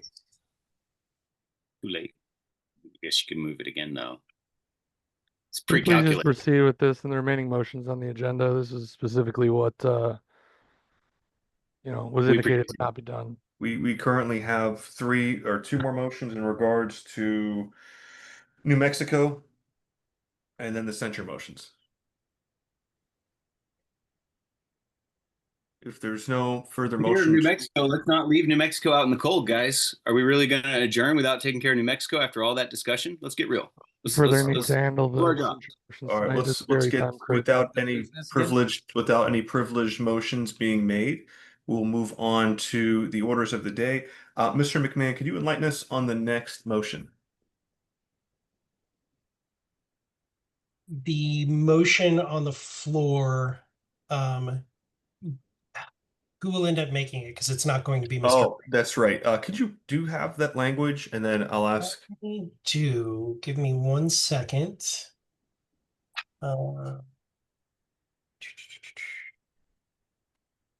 So it is this first part here to direct the chair to create a cease and desist letter to then be sent to parties potentially infringing on trademarks belonging to LNC Inc., particularly relating to the website lpnm.us. Mr. Boss, do you have your hands raised? I would like to move to direct the chair to create a cease and desist letter to then be sent to parties potentially infringing on trademarks belonging to LNC Inc., particularly relating to the website lpnm.us. Is there a second? Second. All right, we have a motion Second. and a second. Is there any discussion on this item? Mr. McMahon. I just want to, for the people watching at home, reiterate that this is just a letter, cease and desist, going to this group. That's I just wanted to make it very clear that that is all this is a cease and desist being sent to them. Any further discussion? Hearing none, we'll move on to a vote. Whenever you're ready, Mr. Secretary. Oh, Mr. Martin, do you have your hand raised? Just one thing for the peanut gallery. We're not going to tolerate political identity theft. I'm really happy that we're looking at this matter. Thank you.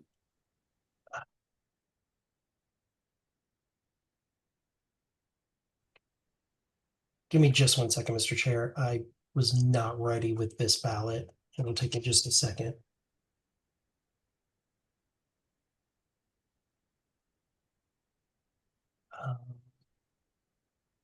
Okay, and that was Mr. Boss that made it. Correct, and it was seconded by Mr. Martin.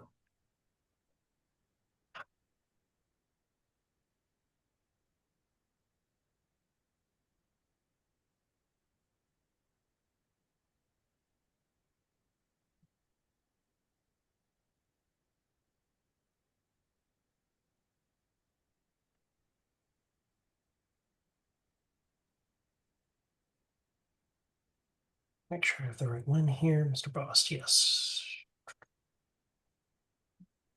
Mr. Bowler. Yes. Mr. Bost. Yes. Mr. Chatterton. Yes. Mr. Dar. Yes. Mr. Dassing. Yes. Mr. Ford. Yes. Miss Halsey. Miss Hayes. Yes. Sorry. I don't know why I keep trying to skip you. Mr. Neville. Yes. Mr. Martin. Yes. Mr. McGee.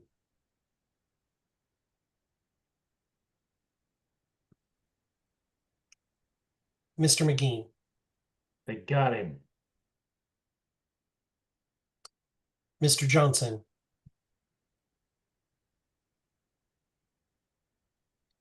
I will vote yes. Mr. Hirsch. Yes.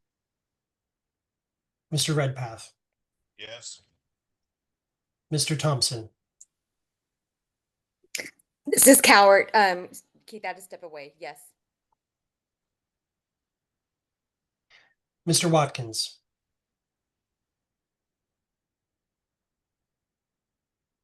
Mr. Watkins.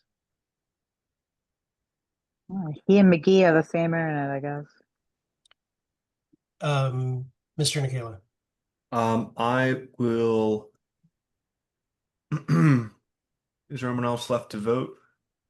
I'll circle back to Mr. McGee and Mr. Watkins. I'm gonna pass. Okay. I Mr. think McGee. Mr. Watkins had a drop, I believe. Okay. Mr. McGee. Mr. Johnson.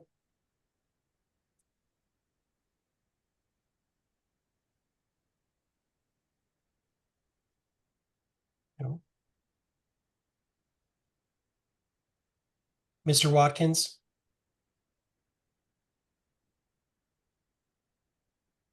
Mr. Nikela. I will vote yes.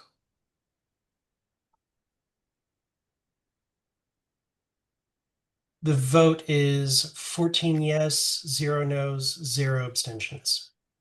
Motion passes. All right, if you wouldn't mind, Mr. Secretary, pulling up the other motion. Yes, if you'll give me 1 second.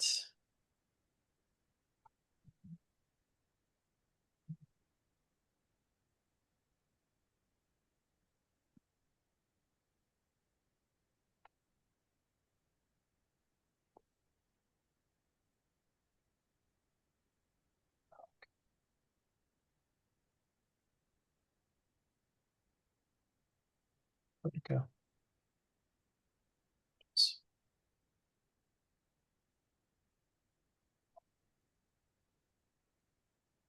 So this is the second motion to authorize payment of reasonable expenses incurred for council to provide pro bono legal support for the recognized LP affiliate New Mexico in matters relating to ballot access and name recognition by New Mexico Secretary of State. The chair is entertaining a motion. So moved. Is there a second? Second. Okay. We have a motion and a second. Mr. Secretary, I believe you wanted to be recognized. Can you give me 1 second?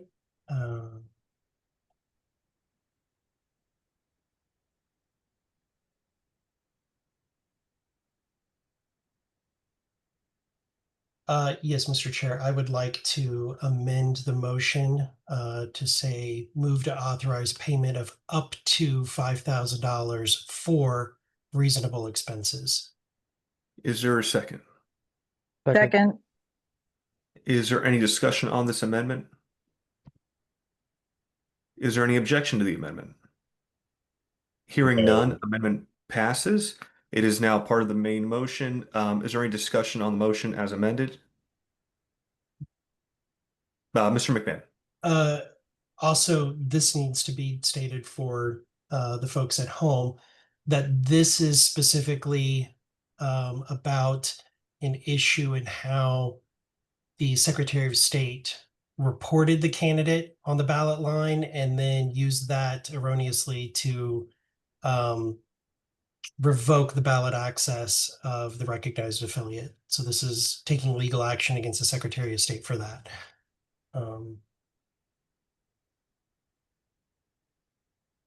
That's all I have to say.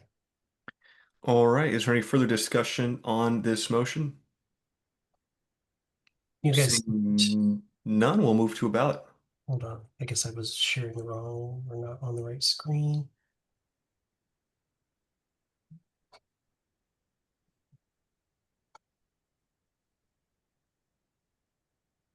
So the main motion is move to authorize payment of up to $5,000 for reasonable expenses incurred for council to provide pro bono legal support for the recognized LP affiliate in New Mexico in matters relating to ballot access and name recognition by New Mexico Secretary of State. Mr. Bowler. Oops. Yes. Mr. Bost. Yes. Mr. Chatterton. Yes. Mr. Dar. Yes. Mr. Dassing. Yes. Mr. Ford. Yes. Ms. Hayes. Yes. Mr. Nebel. Yes. Mr. Martin. Yes. Mr. McGee. Mr. Johnson.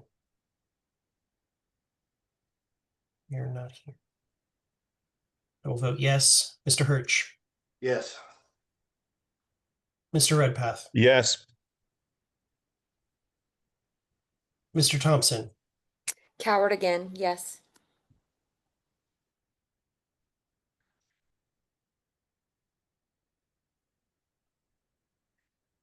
Mr. Watkins. Mr. Chairman. I will vote yes. Mr. Chair, the vote is 14 yes, 0 no, and 0 abstentions. Motion passes. Okay. All right, I'll now be handing the gavel off to my vice chair for the remainder of the meeting. Move to adjourn. I object. Second. Second. This is a Object. shameful attempt to abdicate responsibility by this body who's been trying Order. to claim, you know, Point this is of order, ridiculous. this is not a debatable motion. This is objection. This is ridiculous. I cannot believe that this group is going to This is sit not here debatable. and Please. try to This is not wave this off the Hey. end of the agenda. Come to I believe order. it's Take a a stance, violation of have a backbone, fiduciary duty. and vote on A this. And point put of your order. names Please on it, you come to cowards. order. Could I have a point of order, please? If it's a point of order, yes, Mr. Ford. Yes, that's what it is. I guess I'm asking for parliamentary advice. It's late. People are exhausted. A lot of us have been up all day. At the same token, to indefinitely postpone this to the next meeting. We have a saying where I come from. It's called pull the tooth. I think we need to pull the tooth on this and move through this. So what options do we have to continue this and any upcoming special meetings in the very immediate future?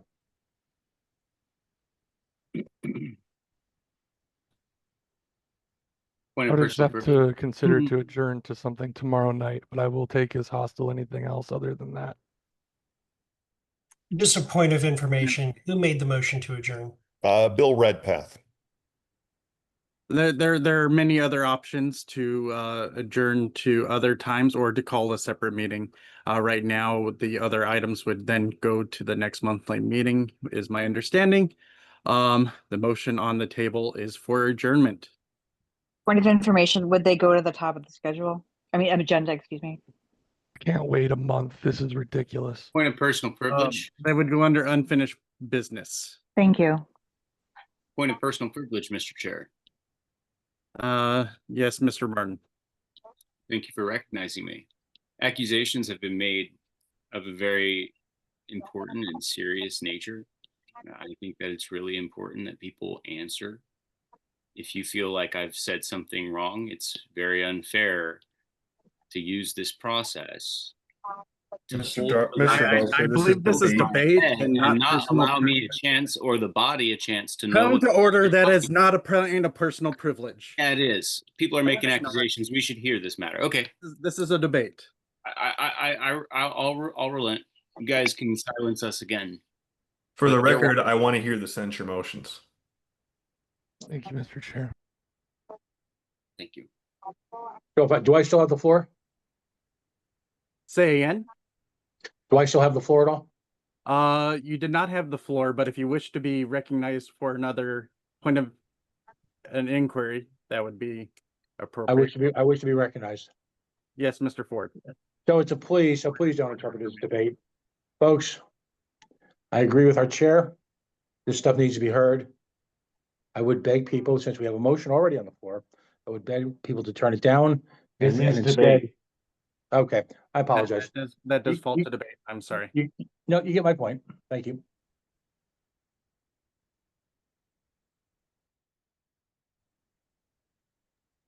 Are you ready, Mr. Secretary? No. Okay. Just give me 1 second. I'm sorry. After all that time. Would you like me to play a song while we wait? Please no. While we wait, I'd like to apologize for my premature motion to adjourn earlier, and I'm glad that my colleagues didn't second that at that time. Thank you, Mr. Buller. I appreciate that.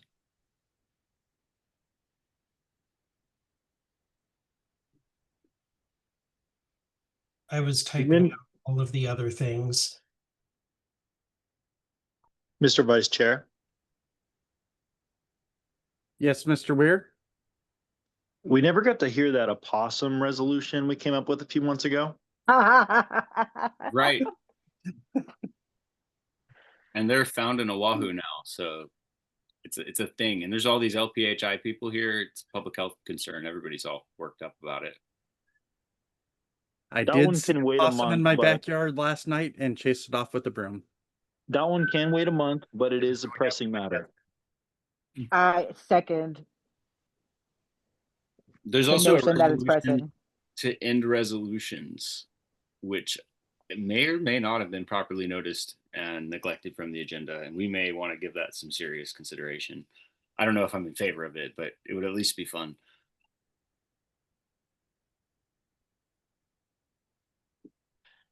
I'm almost ready.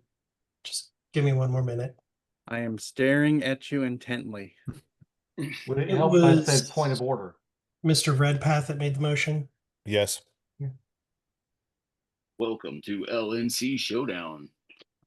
Did Oh my you God, know you you guys can say should point have of let me order talk and about turn a non-debatable opossum. motion into debate? Humor is just how we deal with things. We have to cope somehow with being up here with each other. Okay, I do believe I am ready.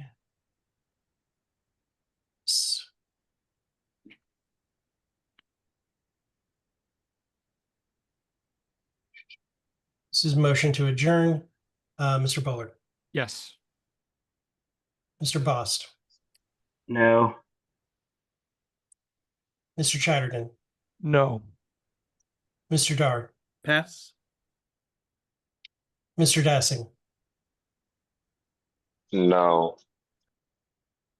Mr. Ford, No. Miss Hayes, Yeah, I'm tired. Mr. Neville, Yes. Mr. Martin. No. I will vote no. Mr. Hirsch, No. Mr. Redpath, Yes. Miss Cowhart, Yes.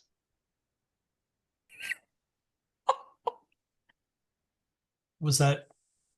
Well, that was That Mr. was Thompson. Keith. Keith's That was a back. cry Oh, for he's help. back. Okay, sorry. That was a cry for help. Mr. Miss Thompson, Cow, you have a cold. I believed it. I So, believed it too. I've been practicing my falsetto. Mr. Thompson, is Also, that a yes. Okay. Is Mr. Watkins back? No. Okay, Mr. Nikela. I vote no. Mr. Dar, you passed.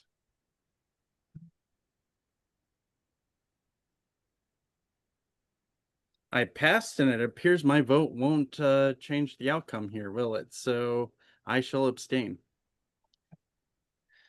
The vote, Mr. Vice Chair, is 5 yes, 8 no, and 1 abstention.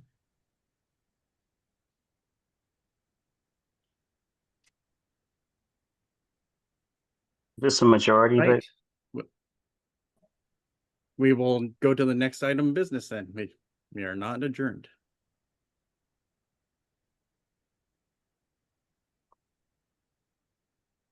Mr. Nikela. Okay. I move the following resolution. Whereas LNC Policy Manual Statute 1.07.4 B 1 and 2 prohibits LNC members from 1. Disparaging the LNC or the party, and 2. Engaging in ad hominem or otherwise indecorous attacks against fellow board members in any official or public communication. Whereas Mr. Martin made public posts on the social media platform X stating this is straight up fraud with the Special Investigatory Committee report adopted by the LNC, and posted a comparison of the LNC's actions to deep state tactics in direct violation of these provisions. Whereas Mr. Martin has since sent written communications to the full board alleging collusion, fraud, deception, and morally wrong conduct by LNC members, further violating Statute 1.07.4b and breaching his fiduciary duty of loyalty under the DC Nonprofit Corporation Act. Whereas Mr. Martin was given a written directive by the chair to remove the offending posts, submit any supporting evidence internally, and refrain from further public commentary pending review, and has refused to comply. Whereas the April 28th, 2025 Strategists Inc. operational review explicitly identified public disparagement, board infighting, and lack of professional restraint as damaging to morale, fundraising, and organizational stability, and recommended restraint to create a cohesive brand that is not marred by sniping of opinions and forms outside the boardroom. Resolved that the Libertarian National Committee hereby censures Mr. Martin for conduct in violation of the LNC Policy Manual, breach of fiduciary duty, and refusal to comply with the chair's directive. Resolved that this censure serves as a formal and public expression of the board's disapproval of Mr. Martin's conduct, and that further similar conduct may result in the initiation of an investigative committee to consider additional disciplinary action. Is there a second? Well, guys, is there? Come on. I'll second it just so we can go. Oh, I thought that's going to make it faster. Yeah, I will second it, I'm yes. so confused. Like You I should don't have understand. abstained from this one. Whoops. That's okay. Okay. All right, the motion has been made and seconded. We will now move to I'm debate. voting no on it. All right, Mr. Chatterton, you are recognized. Thank you. I will keep my comments brief. I think most of us here are already aware of my standing on this matter. I believe that these actions that are cited in the censure motion are being taken out of context and trying to present these actions unfairly, as I believe many of them were conducted under the whistleblower provisions of our policy manual. And I think furthermore that several of these items have been the result of exhaustion of other remedies on the matter and suppression of past debate, refusal to let us hear, consideration of things, and refusal to answer concerns raised by numerous people, and that things that have been raised in previous discussions have been strawmanned and avoided to be answered. And Mr. Martin declared under that whistleblower policy and has raised items relative to that. I think he's used considerations to avoid unnecessarily damaging the party, but at some point when wrongdoing is happening, there needs to be attention brought to that matter. And I'll leave it at that. All right, thank you, Mr. Chatterton. I have Mr. Martin Boulder, then Nikayla. Thanks. Aloha, guys. It's a real honor to be here today. And let me start by saying this is straight up fraud. Yep. I believe that. I stand by my remarks 100%. I believe that deep state tactics are absolutely being employed to hamper the Libertarian Party at nearly every level in an interstate network. But you can call me paranoid and crazy. I've seen enough credible evidence to be able to call out something that's wrong. Right now, my saying I think wrongdoing is happening is being charged as the crime, as if it's worse than the actual wrongdoing, which is fairly obvious at this point, or it should be, if we're paying attention. The fact is not about whether or not I'm defending Angela or whether or not I'm talking about whether I agree with the SIC report or even some of the conclusions there. That is sand in your eyes. What this is about covering up misconduct. There are more things happening here than Angela, more things than factionalism. I believe we're being taken advantage of by people who need to answer this board for what they're doing. Those answers, I began on a quest to get them in June. And I began by asking about whether or not there was an attorney-client relationship between our general counsel and our former chair of a personal nature. I have evidence that there is. As a result, his denial really surprised me and alarmed me.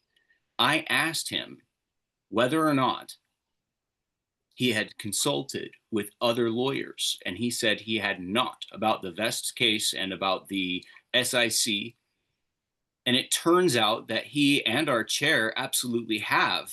They've been consulting with Nick Sawark, of all people, who's not licensed to practice law in DC, but is assumed to be part of the Vest case. He's not, shouldn't be. This is an extreme breach of confidentiality. As we all know, he's the one who breached most of this stuff. Well, my ability to speak on this has been limited. In order to go to the JC, I need to be able to gather signatures and talk intelligently about what's happening. I am almost there, guys. You're still only seeing the tip of the iceberg. And their attempt right now is to retaliate against me for telling the truth, the unpopular truth that defies the convenient political narrative that has gotten so much traction and momentum over the last year. It turns out that I genuinely, being up here in my position, seeing this, I think we're being hustled. I've seen it before. I've dealt with it in my state party, and we are dealing with it here. Operation Gladio and COINTEL, those are real historical programs where the government really sent people to go meddle with our parties, to compromise our people. They have field operational manuals on how to bring down an organization, and every last tactic in the book is being applied here. Some of those tactics are very hard to identify. You're usually with plausible deniability. It's through a pattern. You know them by their fruits. So I try not to jump to conclusions. I did not accuse any specific individual of committing a crime called fraud. I said that I believe the statement in the SIC that it is free of conflicts is a manifest absurdity, which is refuted by the document itself. And to draw conclusions which are contradicted by the evidence is misrepresentation of facts. And if you happen to benefit a whole lot from that, that might rise to the criminal level. I don't know. I'm not a lawyer, but I see some problems with this. And as soon as I start asking about it, boom, here we are. And I asked for Hall's contract, and I have a right to do so. But no one has it, not the EPCC, not our staff. They have been asking for it. This is a 5-alarm fire. We are being fed flawed legal strategies and led in a very bad direction. I don't want to go too terribly far on this. I would just want it to be clear. I believe this is true, and I stand by it. And if you're going to censure me for saying I think this is misconduct, I am proud to wear that censure, and I accept it with an open arms. Thank you for the honor. I yield. Thank you, Mr. Martin. Mr. Bowler? Thank you. A lot of people here, members that I've talked to, understand where I'm coming from on this particular issue. But for those who don't have that benefit, in short, I think that these things are premature. I think that this motion to censure, the previous meeting in August 24th or so, we adopted a motion to censure a different individual.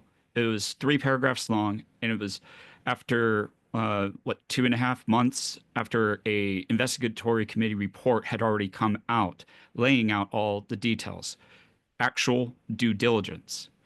And we think that going and voting on these things and considering these things without any proper due diligence is a wise decision. Mr. Martin, Mr. Chatterton did say the previous time, hey, what's the rush? Why are you rushing this? Why do we have to vote on this right now? We need more time. And that is essentially what my position is now. And so I know that I voted not that way during the last one, and I had my reasons. But in this one, I actually agree with the logic that Mr. Martin and Chatterton did, because the thing is, yes, we can adopt a motion to censure, but we can also be adopting something that is libelous. And I don't think that no matter what I try to think of with this, I don't see a net positive coming out of it at all. And in the short term, maybe some people get the warm and fuzzies if they're on the winning side of these motions to censure. But I think in the long term, this is going to do more harm. And I understand that people are going to disagree with me on that. But that is where I'm coming from. And so I'm going to move to postpone indefinitely. All right, Mr. Bowler, you have moved to postpone indefinitely. Second. That has been seconded by Mr. Redpath.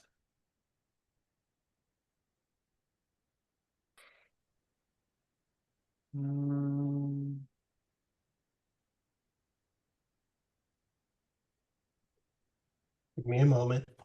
Yeah. I have a template set up. Under parliamentary inquiry, is this motion debatable? No. Thank goodness. Yes, a motion. I have just been. It's debatable. Say again, Mr. Brown? a motion to postpone indefinitely is debatable. I wish to speak against in that case when appropriate. Okay. You And I can see do that now Mr. while I'm doing the ballot. Okay. Mr. Nikela, were you wishing to speak to the postponement or was that for later? That's for the main motion. Main motion. Mr. Chatterton. This body has already attempted to take action unilaterally through the chair, indicating assertions about Mr. Martin's actions. Those were quickly reversed upon, being pointed out, and we disagree over the basis of that reversal. But this was quickly, Mr. Chair is trying to act on Mr. Martin's actions and restrict access and refuse to provide answers from council or to authorize answers from council on the basis of the way that Mr. Martin has acted. If we're going to have consideration of those actions, this body needs to take a stand and have some backbone to put your names behind this and make a clear statement of that. If you think Mr. Martin's actions have been inappropriate, then vote to censure him. These things are not like the motions that were considered at the previous meeting where we need more time. Those actions were specifically about the ongoing legal actions that we were conducting as a board that we had open legal questions that directly related to that were being suppressed, that we were raising these concerns about. If you believe that these are not the same thing as the arguments that we provided last week to provide more time. This is about actions that have already happened in full view of this entire board over email, and everyone here knows specifically the factual basis of whether or not this is a legitimate censure attempt or not. You have all seen every bit of evidence with your own eyes right before you as to whether or not this question should go through. So any attempt to further delay this is absolutely absurd. And as we are continuing to have actions taken in retaliation against Mr. Martin and myself, I demand that this body has the backbone to either sign off or disavow those retaliatory actions by considering this censure motion tonight and holding a vote on it. The same thing with my upcoming motion to censure Mr. Nikela. I agree with my colleague, Mr. Chatterton. Thank you very much, Mr. Chair. All right. Thank you much, Ms. Chatterton. Mr. Martin. Yeah, if it's up to me, I'd rather not have this hanging over my head like a sword of Damocles. I mean, if you guys are going to do it, you should. If you really feel like me saying this is straight up fraud with respect to a document that contains a self-evident contradiction, I mean, I don't know, like, that it is what it is. I'll just be proud of that because it's a really sad state of affairs when all the things going on in this party and everything that's how you feel. But I want it on the record and I'd like to have it out now. I appreciate your intent, Mr. Bowler, by the way. Thank you. I do realize that you're excellent. I just want to appreciate you for that. And yeah, let's just deal with this. I think it's worth dealing with. I'm sorry it's so late. I didn't have any control over it. Guys, can we vote then? Let's just vote on the Can we on main No, motion. please move? Point of information, what time is left on this? 15 seconds. Evan, are we ready for a vote? I don't see anyone further recognized on this.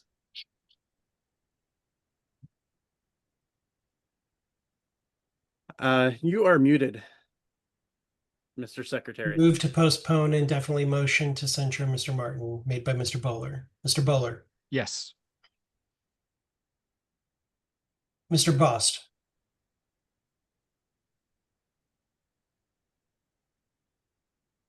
Mr. Bost. Abstain. Mr. Chatterton. No. Mr. Dart. I'll pass. Mr. Dassing.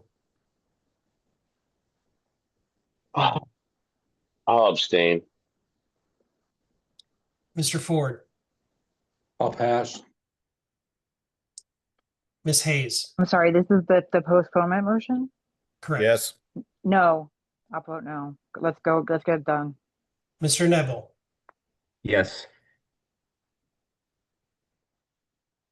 Mr. Martin. No. I will vote no. Mr. Hirsch. No. Mr. Secretary, can I change my vote? Who was that? Mr. Bost. Yes. Change my vote to no. Mr. Redpath. Yes. Mr. Thompson. No. Mr. Nikela. I vote no. Mr. Dar. I abstain. Mr. Ford. No.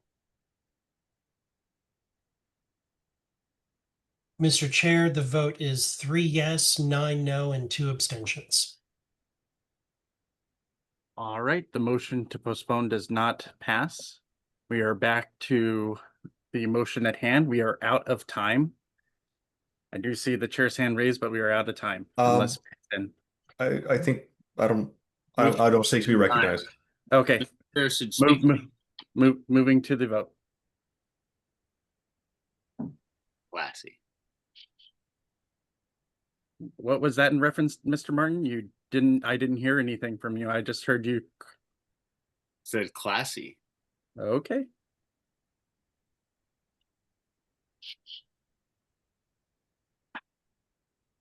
Do I have the right one? Yes, okay. Motion to censure Mr. Martin. Mr. Bullard. Abstain. Mr. Bost. No. Mr. Chatterton. No. Mr. Dar. I'll pass. Mr. Dassing. No. Mr. Ford. I'll pass. Ms. Hayes.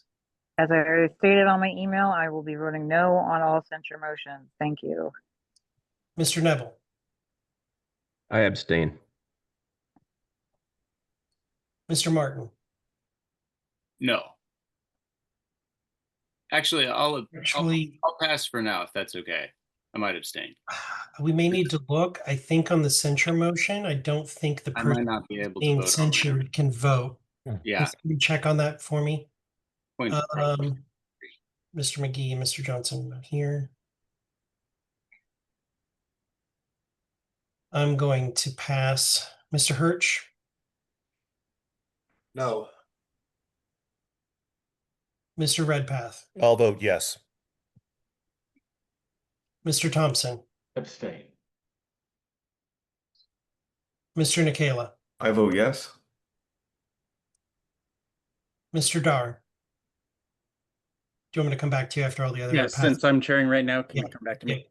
Mr. Ford. I'll abstain. Mr. Can somebody check on, did anybody check the policy manual for me? I'm in progress too. I'm nearly to the relevant section.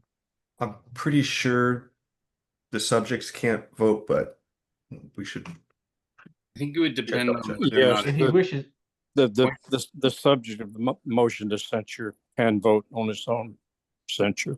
I think it's specifically stated in our policy manual though, Mr. Brown. I But think then, it yeah. would depend on if it's a disciplinary censure or expressing an opinion. This is a censure by motion under the policy manual. Yeah. I'm reading it right now. Then, Chairman, may I interrupt? then your policy manual would control. Correct. May I interrupt? I don't think we need people to be recognized. I think we just need a member of the board to read what's in the policy manual. That's the controlling Reading body. through it, I don't see a mention of excluding for censure by motion. Okay. It may just be disciplinary action. I'm gonna reread it again in its entirety. I'll pipe in if I find to the contrary.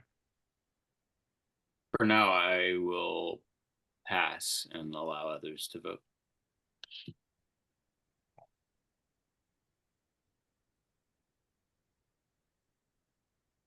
I have thoughts on this, but I'm going to abstain.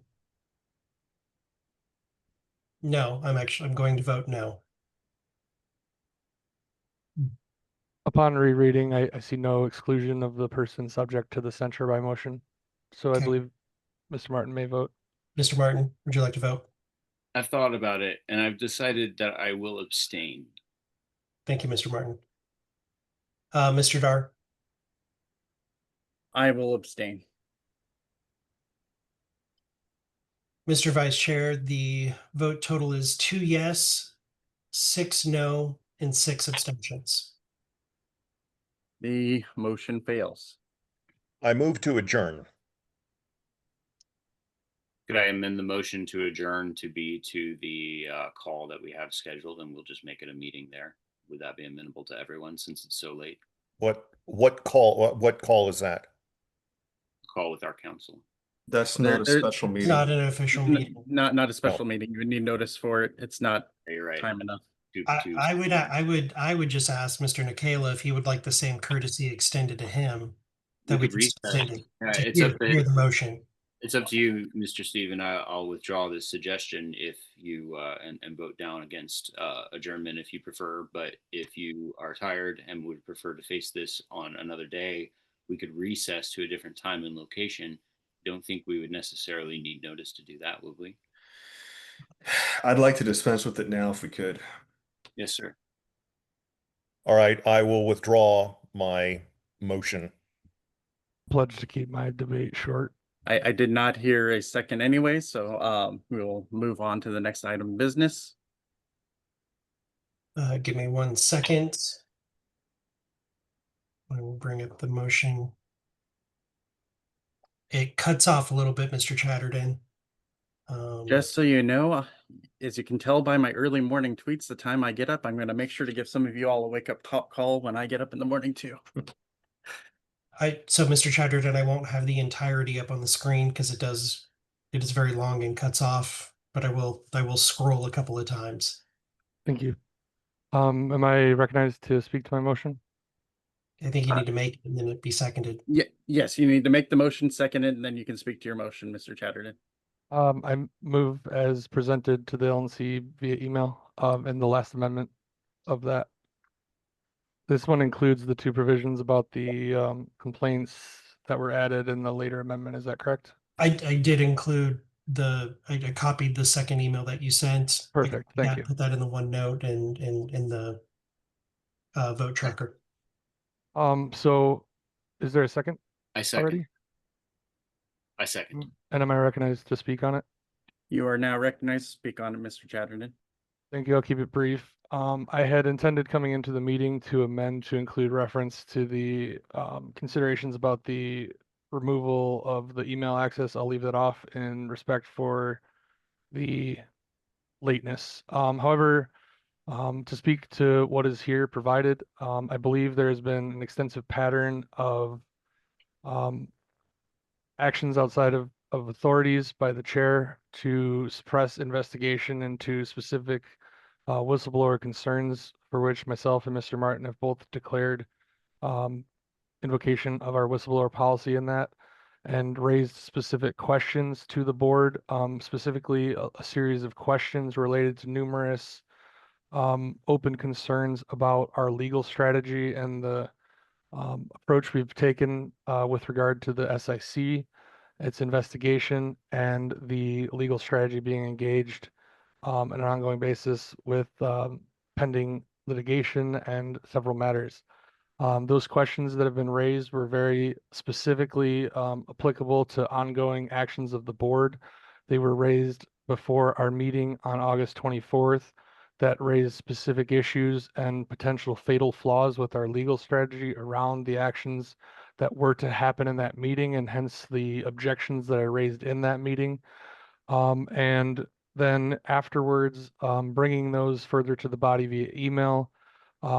Those questions were initially began to be answered and then were shut off as soon as the topics got sensitive. And in particular, I raised concerns that are documented in a article on Third Party Watch in which an email sent by the chair to Mr. Sarwark that included specific and damaging details, in my opinion, of legal strategy that was disclosed, as has been brought up, to an individual who is not a part of that lawsuit, and then immediately was leaked with that individual having no obligation to confidentiality of that information, I had raised the concern that that was at least a negligent act by our chair to communicate that information over email.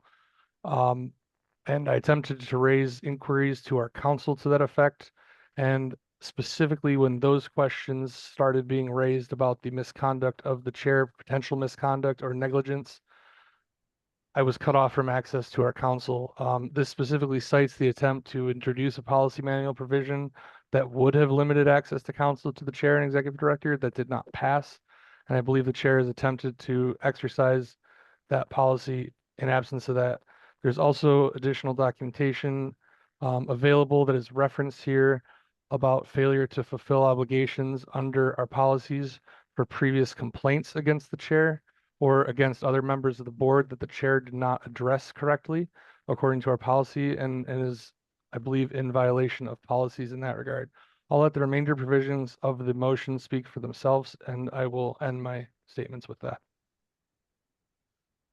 If I can add one more thing is I asked the board to make a clear statement. I believe that the actions described in this censure represent a clear pattern of obstruction of a whistleblower investigation, and that this body should take a clear stance as to whether or not those actions have been appropriate by the chair or otherwise. Thank you, Mr. Chatterton. Mr. Bowler. No, I'm just kidding. I'm not going to move to postpone. I'd like to thank Mr. Martin when he said that he understood where I was coming from. We're never going to all agree on things.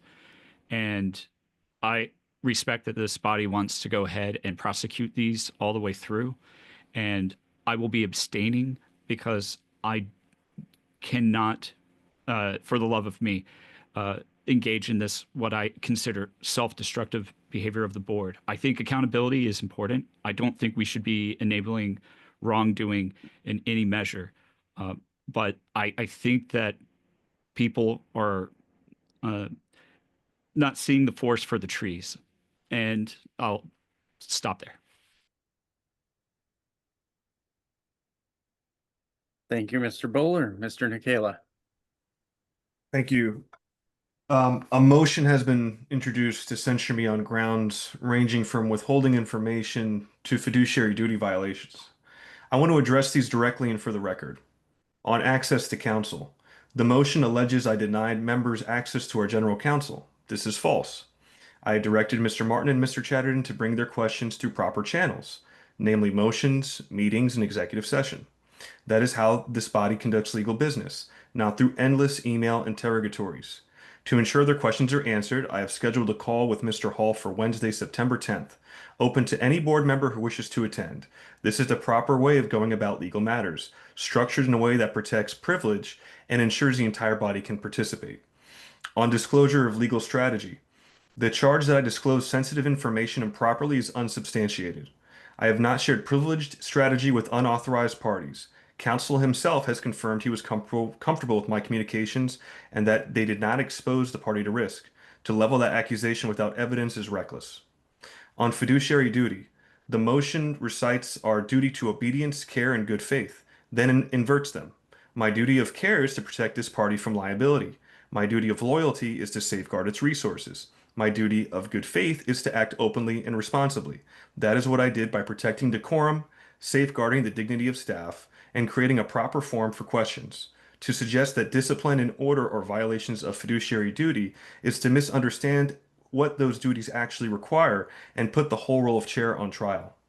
On professionalism, the resolution claims my conduct is unbecoming of a professional organization. What is truly unbecoming is personal vendettas masquerading as fiduciary duty. Claiming to be a whistleblower or compelled by duty does not excuse indecorous behavior, enable public grandstanding for sympathy, and avoiding proper process. The truth is that this motion is not about legal process or fiduciary duty. It is retaliation, a tit-for-tat censure designed to score cheap political points. The record shows that I acted transparently, scheduled counsel availability, and provided a venue for questions to be answered on the record. That is the role of a chair. I will not be distracted from the work our members expect: fundraising, ballot access, candidate support, and growth. I urge the body to reject this censure, to reject factional theatrics, and to return to the real business of building the Libertarian Party. Thank you. Thank you, Mr. Nikela. Next up, Mr. Martin. Thank you, Mr. Nikela. I want to start by articulating how challenging this is for me, because I actually like Mr. Nikela quite a lot, Mr. Chair. I think he's a pretty cool guy, and having gotten the chance to meet him, you know, I tried really hard to work with him positively for months, and I felt like I was not really getting the full truth when I got what I got from him. And that's been a frustration for me, but it's not a personal one. It's not one in which I'm angry at him personally. You know, I understand there's pressures. This is not about petty politics. This is about extremely serious violations of the policy and extremely serious violations of our ethics that I believe may conceal a lot more. I'm really concerned about what I'm seeing. And frankly, Mr. Chair, I just heard Mr. Nikela essentially argue that Third Party Watch was lying about his communications with Stalwark. At least that's how I understand it, because how can you say you didn't have a contact with an unauthorized party when it's on the public record that you did?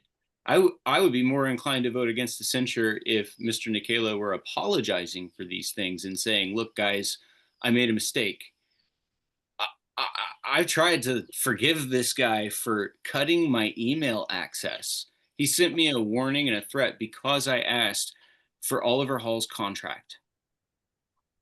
Within an hour of that warning, which was in a very quick reply to my demand for Mr. Hall's contract, which nobody has, he sends me a threat that he's going to cut off my email access, basically if I say anything else to council. I didn't say anything else. I took the threat seriously and made no other action, and within an hour, my email was shut off anyway. That is a member right. There are open email ballots. This is not a question. This is a basic member access issue, and it's one that I want to highlight as an example of this retaliatory pattern that is totally unaccountable. The thread that developed was in a reasonable space of time, and it was conversation that developed, not just a hounding session of repeating the same questions. There is a very logical progression and development of that conversation, which did not just start a week ago. It started in June 9th, as I articulated earlier, when I saw Mr. Hall contradicting himself. And as I've asked about these questions, it's gotten worse and worse and worse.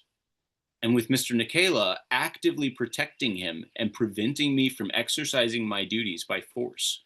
And I just want to remind this committee, this guy enabled me, and I forgive you for this, my friend. I still like you despite this, but you enabled me to get thrown out of a meeting unilaterally by Mr. Malagon and Mr. Chatterton. I think he had the floor at the time. So we're talking about some behaviors that are of an extreme seriousness that I think this board needs to address. Otherwise, this kind of misconduct and abuse of authority will go unanswered, and we can't let that happen. That leads us down a very dark road, but we can put the brakes on now and say, hey, we're not going to just let you do whatever you want, Mr. Chair. You got to follow the rules. You didn't get the policy you wanted to bottleneck council on your sole authority, and you've used it anyway against me. And to a lesser extent against Mr. Chatterton as well. I agree with what he's written. I believe it's very factual. It's all black and white. Your denials are troubling, not because there's no question. There's no question that you did do those things. That's your writing. So again, if you'd apologized, man, I might have a different stake, totally different take on this. The fact that you just tried to insult our intelligence, I yield.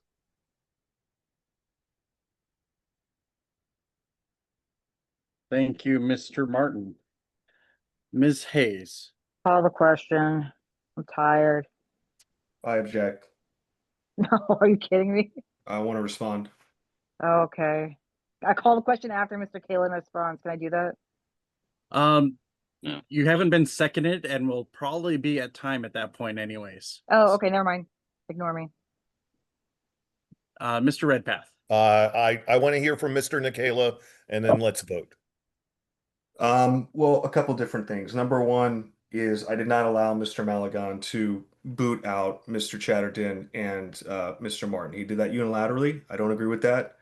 Um, that's just something I want to say for the record. I do want to say that there is a clear pattern of behavior from Mr. Martin where he throws out accusations and he uses terms like whistleblowing or fiduciary duty to justify his actions. I have stated very many times the proper way to bring about these issues. In the whistleblower complaints from Mr. Martin, he did not want a remedy in these issues. He just wanted to explain what he believes are issues. That does not give carte blanche to anybody to abuse counsel, to essentially, I would call it abuse, quite frankly, and that's how I viewed it, is being abusive towards our attorney, somebody that we pay to represent us. I found it inappropriate. I was not hiding anything. I'm more than happy to talk about the meeting that I had with the Beth Vest attorneys and Mr. Sarwark on Wednesday. I don't deny that that occurred. I did not. I disagree with Mr. Sarwark's uh, interpretation of what happened, and Mr. Dar and others were there with me. Our attorneys were there with me. That we can explain everything on Wednesday. But I see a very clear pattern of behavior from some of my colleagues where I mean, the things that were said towards Mr. Hall and towards others, and accusations that we even saw tonight, and assigning malintent, these are all things that I think are very unbecoming. And I just ask my colleagues to please try to recognize when behavior affects the board and the party. And all I ask for is decorum. I ask for proper process. All your questions, Mr. Martin and Mr. Chatterton, will be answered as we discussed. You may not like the format that it's going to be answered in, but it will be answered. I'm not withholding counsel. That was never my intention. And I want to thank Mr. Bowler for attempting to mediate a few nights ago what occurred. I do believe that I was acting within my role as chair in an administrative capacity and trying to restore decorum in between meetings. Mr. Martin's members' rights were not violated, in my opinion. He may disagree, others may disagree with the action or the intent, but that's where I stand. And I do not agree with Mr. Martin's framing of the situation. And quite the contrary, I think the way that his concerns have been handled have been extremely unprofessional and abusive. My remedy was answers. All I right, asked enough for of that. answers. Cut it I out. asked for Just answers. enough. I I'll call asked the for previous question. Will everyone please come to order? Yes. Let's just come to order. The question, previous question. We're at a time that it should come to a vote anyways, so we will move on to the vote.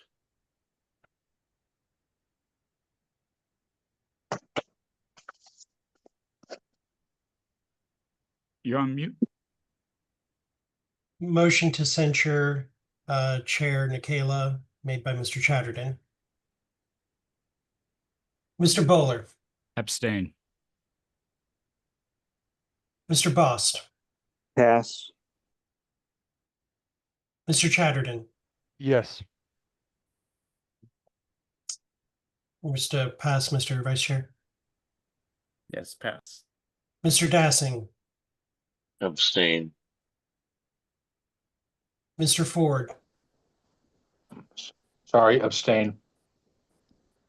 Ms. Hayes, No.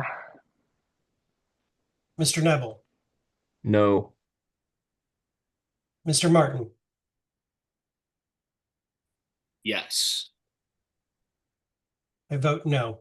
Mr. Hirsch, No. Mr. Redpath, Absolutely not. Mr. Thompson,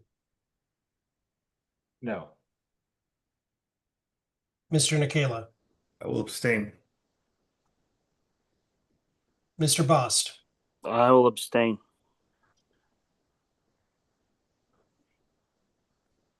Mr. Dar,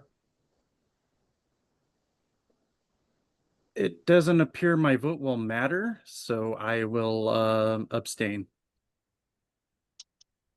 The vote is 2 yes, 6 no, and 6 abstentions. The motion fails once Move again. to adjourn. Motion to adjourn. Okay to violate member rights Second. with this board. It's not okay to say stop. Shut up, dude. Come on. Shut The up. motion's Trying to shut me up for years, Can we guys. just Oh, adjourn, Better guys? people yeah. than you. Good Get out Lord. your violin. Don't worry. The state Mr. of Hawaii Redpath. would love it if you guys managed to shut me up Children. somehow. Mr. Chair, please Let- call Let's these please members come to order. Thank you. Actually, at this point, I'm handing it over back to Stephen. All right. Well, we're gonna do a motion to, I'm assuming there's no announcements. God, Only announcement Stephen, I have please, is God. All right, there's a motion to adjourn. It's been moved. Is there a second? Second. All right. Is there any objection to adjourning? Hearing none, we are adjourned. The time is 12:26 a.m. I will say that technically I noticed an XCOM meeting for September 7th, 2025. It is now September 8th, 2025, so I believe that notice no longer applies. I will confer with the XCOM if we want to reconvene at a different time or handle that business via an email ballot. And I'll say one last thing, Mr. Martin, I look forward to working with you on Project Overwatch, and I hope we can make it a success. Likewise. I hope I can keep my email while I do it. Have a nice day. I heard Only Project announcement- Overreach, corruption. Later today, I will have a members meeting that I do monthly with members to talk to. So anyone that is not aware that I do that once a month where members can ask me anything and I can share stuff about the LNC or just general information. If you can find it on Facebook, or if you go to my blog, paul.dar.org, just to reach out to members that want to talk with a member of the LNC more. Mr. Chair, I would prefer you call another executive session meeting. Or not executive session, excuse me, executive committee. Meeting. It should not be done via email. It's Sure, something, okay. yeah, it needs to have a discussion and then an actual action by the executive committee. That's fair. But if you do it on a day that I don't want, I'll be very upset. How do you feel about Wednesday at 8:30? We have council at 7:30. 7.